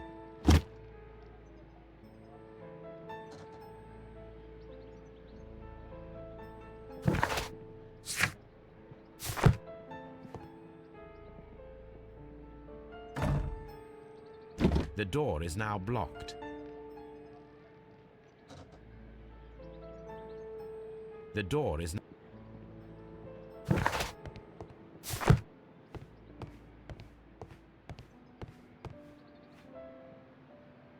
A solid rope. This should be useful.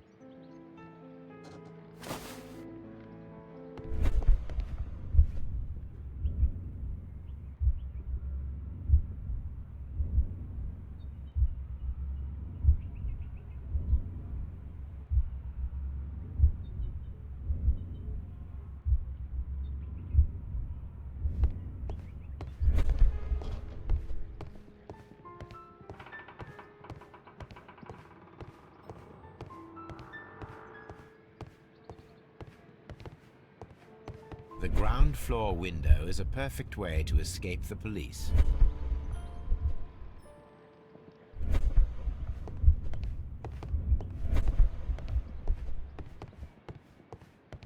The ground floor window is a perfect way to escape the police. That is quite a heavy cupboard. This works very well. No one will escape through this window now.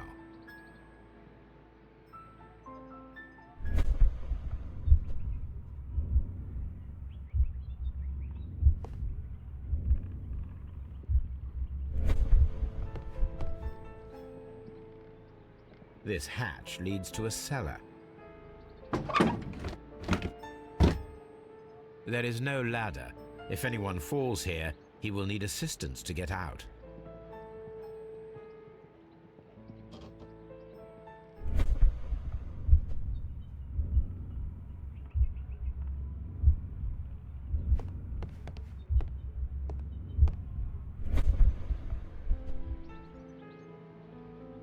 This hatch leads to a cellar.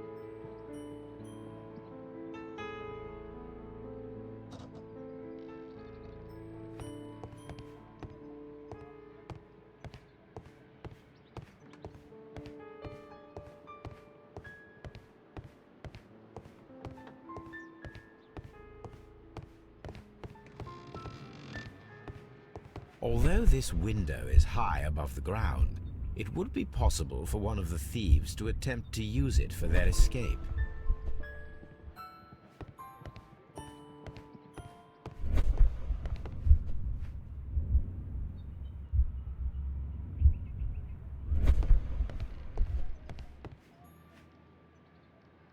A simple but rather attractive bead necklace. This should be useful.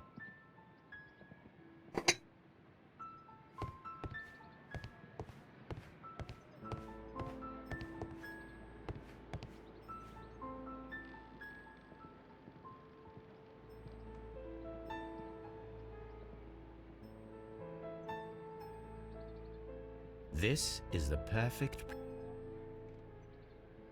One step on these beads, and our thief will go flying. I should walk carefully here, else my plan will be ruined.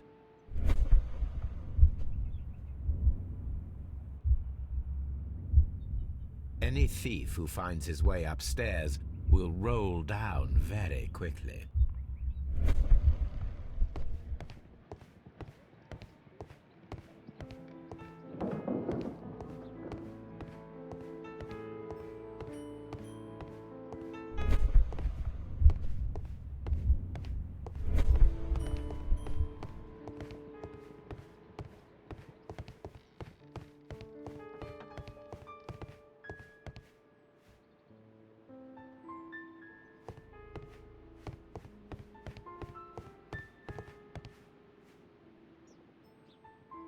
I wonder what this old chandelier is doing on the floor. It looks as though it was poorly attached.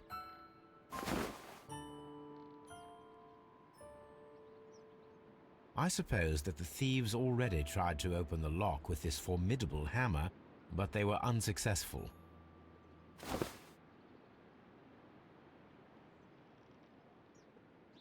Now, if anyone takes the hammer, the rope will uncoil and make the chandelier fall.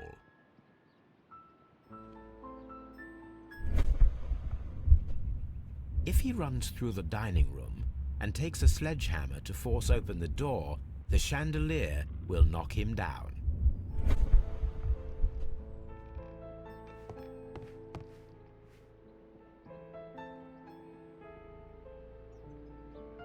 Oh, that's a lovely old carpet. This should be useful. The door is not...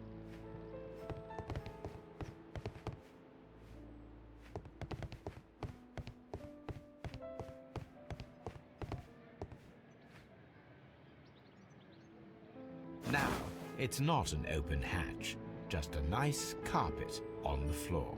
I should walk carefully here, else my plan will be ruined.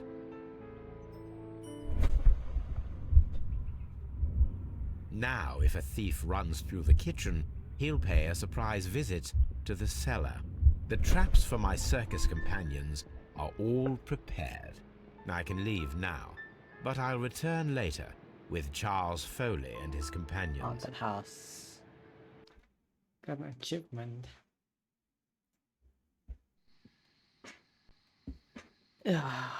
Back.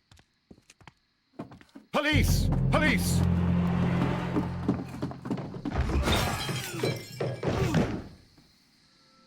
Lol. It was that easy, huh? Stop where you are! Where are they? Trapped, Watson, with your assistance. How so? Oh, you sounded just like a real Bobby, my dear fellow. You startled them into the traps. I did? I assure you, Watson, it was quite an entertaining show. They will not escape the house now. You scum! And this is the pistol used for the murder in Half Moon Street. How do you know about that? Mycroft. Have you closed the case yet, Sherlock? Mycroft, what are you doing here? Did you follow me?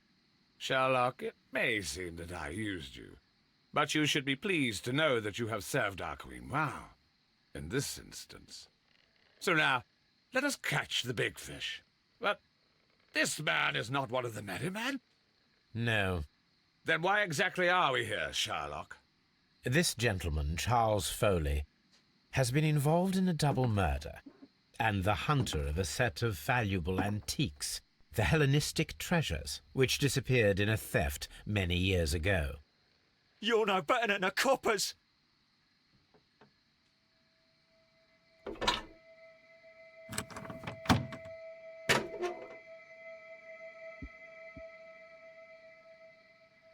Holmes, that is incredible. The Hellenistic treasures.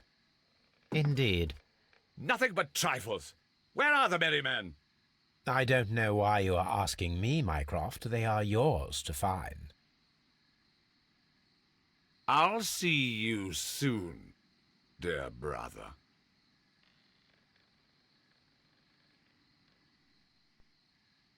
Don't move, you flimflammer. The trap with the chandelier worked perfectly.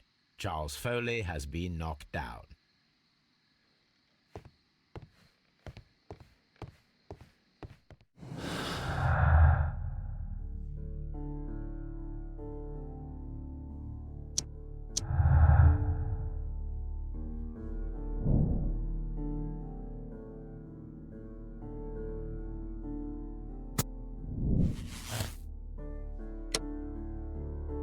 Flawless vengeance.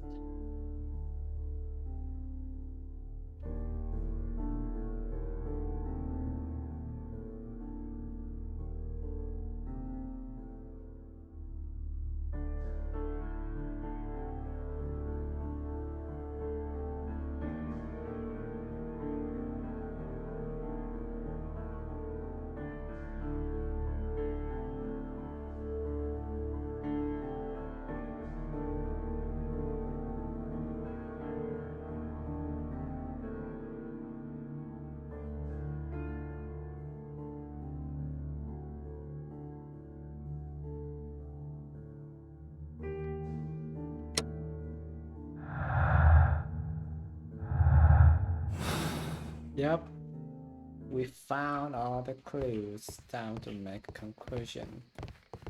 But before that, Holmes, I had no doubt that you would catch the thieves.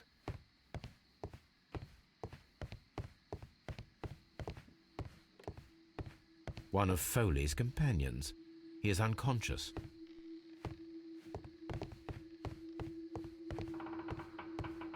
One of Foley's companions. He is unconscious. yep, we got everything.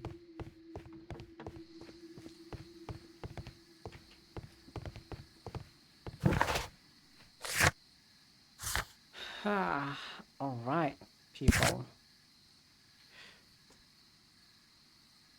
Oh, but why is my brother here though? Mycroft.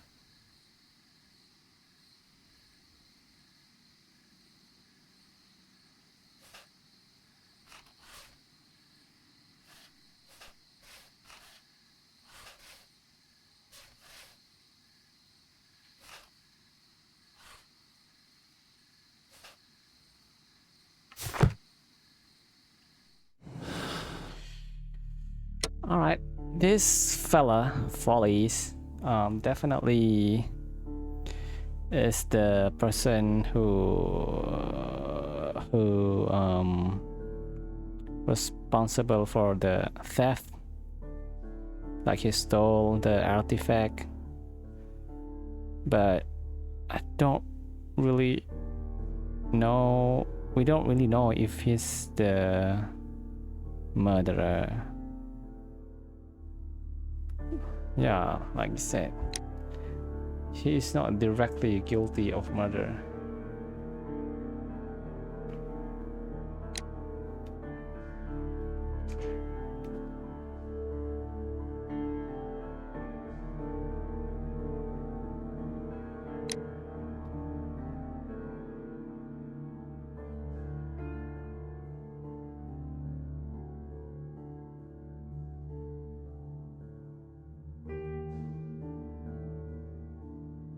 He is not directly guilty of murder.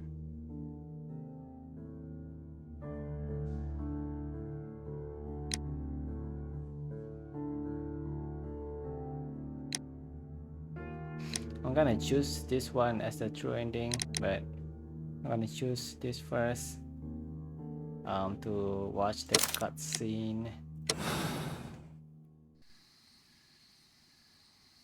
Charles Foley, you were a witness to a double murder. You were standing next to Vercotti when Butler fired at your accomplice. The jeweler missed him, but they proceeded to kill each other with simultaneous shots. Even if your intention was to retrieve the stolen treasure, you did not intend to kill. I shall inform Inspector Lestrade of that fact, so your sentence should be the lighter. You are a fine gentleman, with your fake pity. I do what I think is right. It is never due to pity. Farewell, Foley. I shall leave now, Watson. Gentlemen, please take our friends here into custody. Where are you going? I have unfinished business. I'll see you at Baker Street.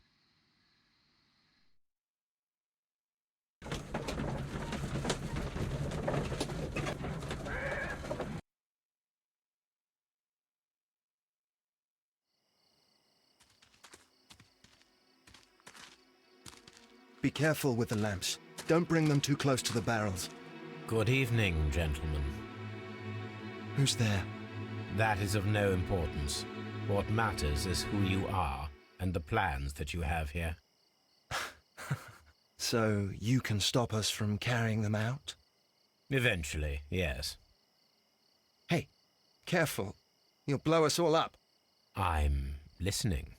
We are a group known as the Merry Men. But I suppose you knew that already. We are the men who've already lost everything of value in their lives.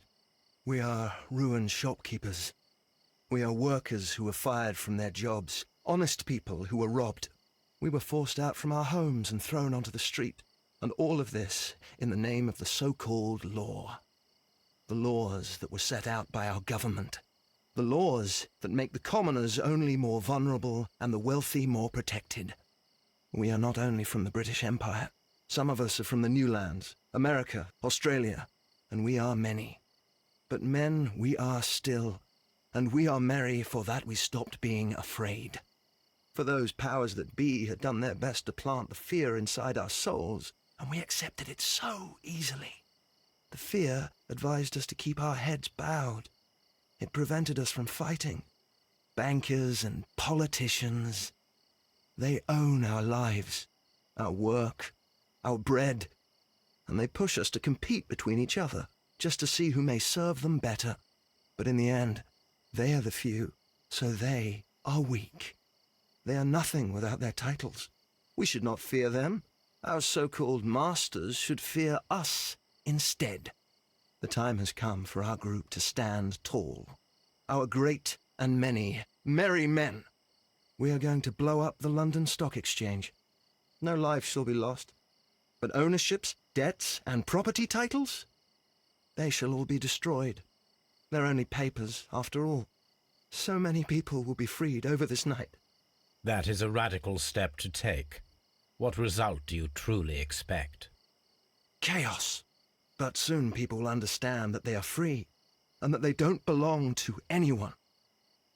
They will be able to work for themselves, together, without letting the rulers dictate what to do, and finally justice will arise. What you are intending to do is a crime. It is not justice. How do you see justice, then? Kids go to prison for a loaf of dry bread. And how many lords do you see punished for stealing from their people? Sending them to their deaths in mines or overseas to fight for land? Our masters wouldn't hear us. So now it's time to sing the song of the merry men. Will you let us do our duty? What?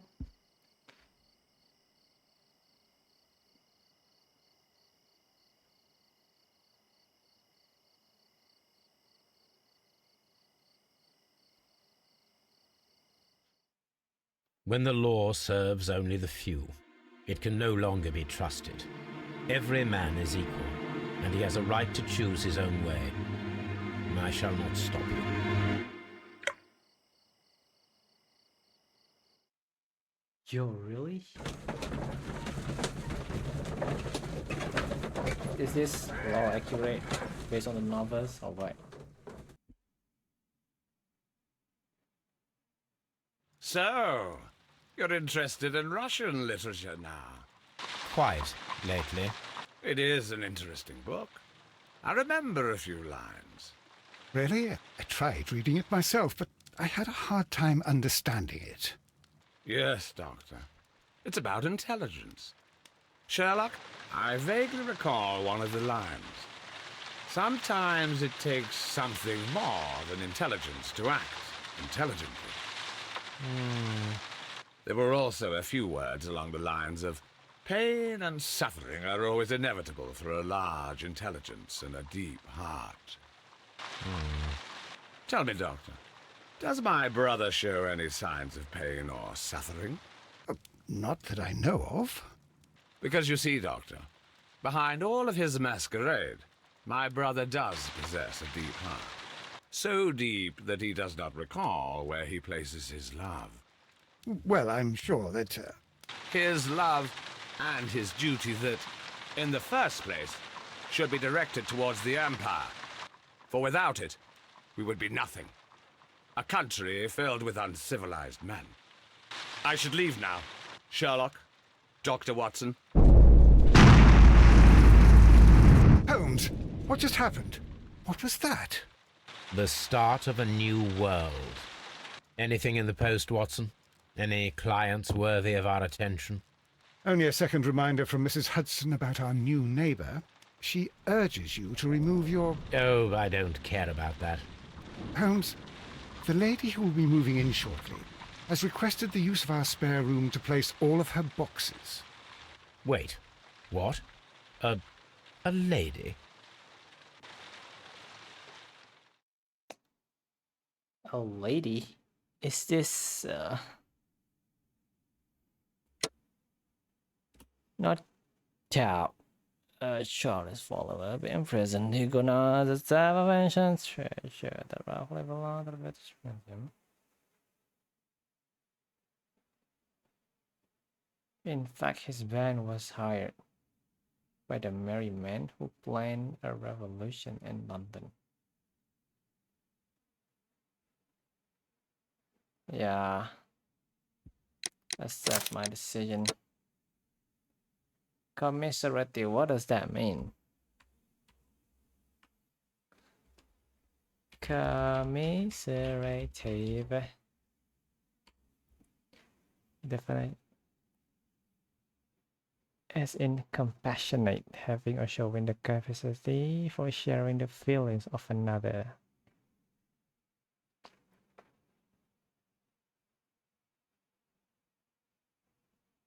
Commiserate. Oh.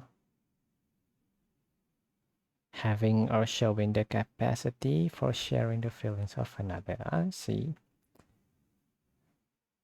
Example word is two passengers exchange commiserative looks as another delay was announced over the loudspeaker.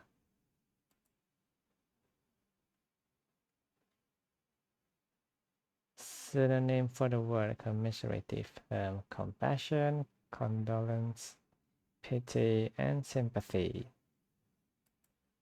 I see.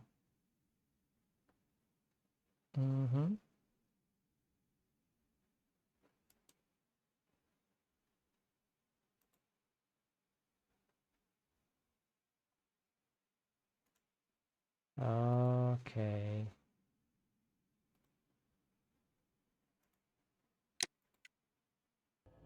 Guilty by the hood. Their crimes, your punishment. Complete the game. Nice. Oh. We have reached the ending of that game, guys. Nice. My first Sherlock Holmes game.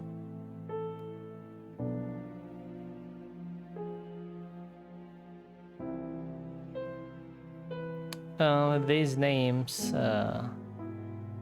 is not all these names seems like Russian. Oh no. Or Ukraine, I don't know. These are not American names.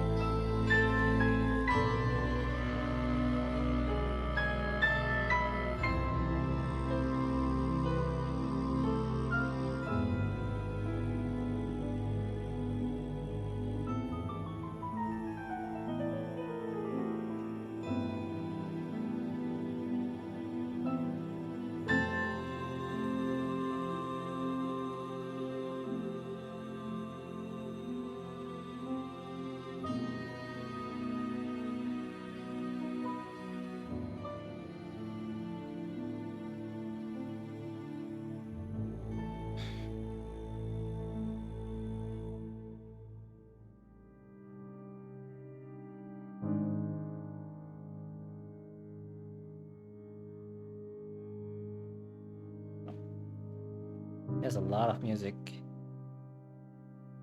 Nvidia Corporation.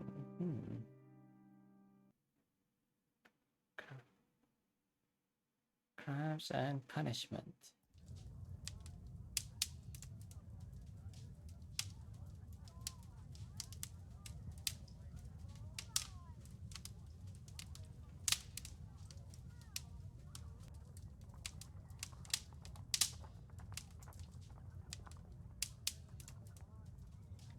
What am I supposed to do? Is it just cutscene?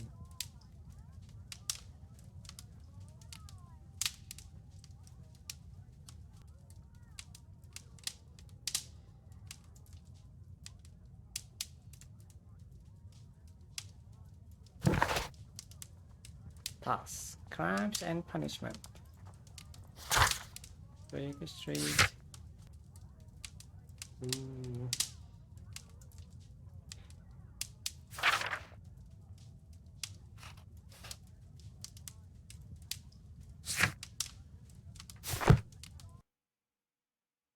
Oh, that's it. I guess that's it. Oh, what an interesting game. It was fun. Yeah. That's it. Crimes and Punishment. Nice. What about my trophy though? The Merry Man Rebellious Poster. Oh. This is what Minecraft was talking about. I forgot. Merry Man.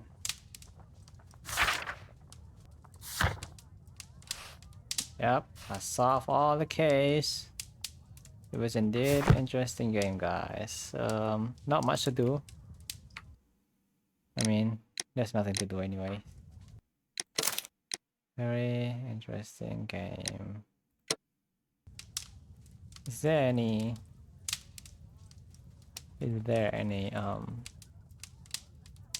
yep, nothing. I can't do anything.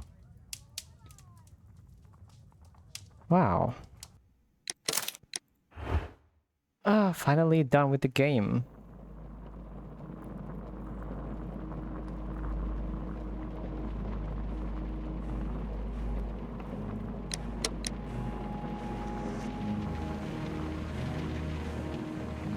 The Testament of Sherlock Holmes.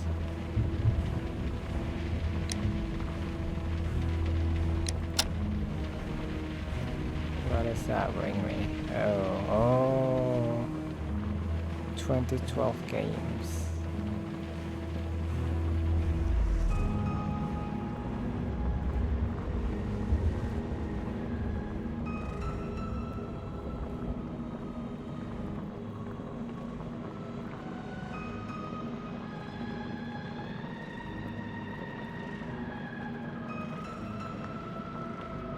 Sherlock Holmes collection. Ooh.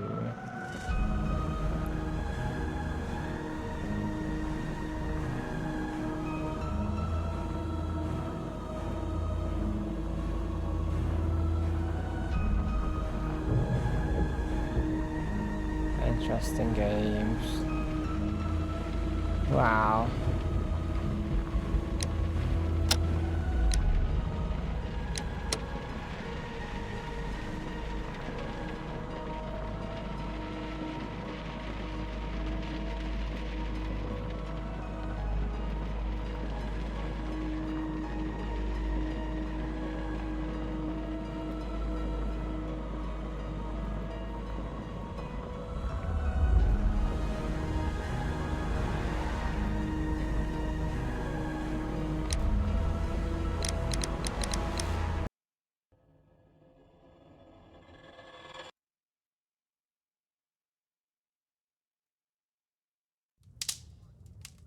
Alright, I guess that's it. GG's, man. I'm finally done with the game. Yoo-hoo. Okay, I said it before, if I finish the game early, I would play Forza Horizon. But now it's 3 AM. And I think I'm gonna end my stream here. Thank you guys for watching, and honestly I enjoy the game, even though there's not much to do. It's not like an action game, it's not an adventure game, it's not an open world game, but solving every case and the mysteries, finding the clues, and most importantly not jumping to a conclusion, because if you do that, I mean, even if you apply it in real life, jumping to a conclusion is something you need to avoid. You gotta wait some time and look for the clues and let it flow, I guess. What am I talking about? I was trying to be philosophy, but I fail. But yeah,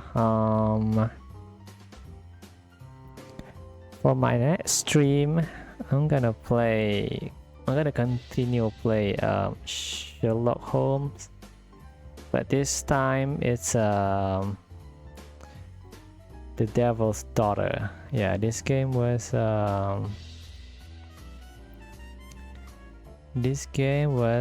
released in 2016, 2 years after the release of this game. It was quite very quick, no.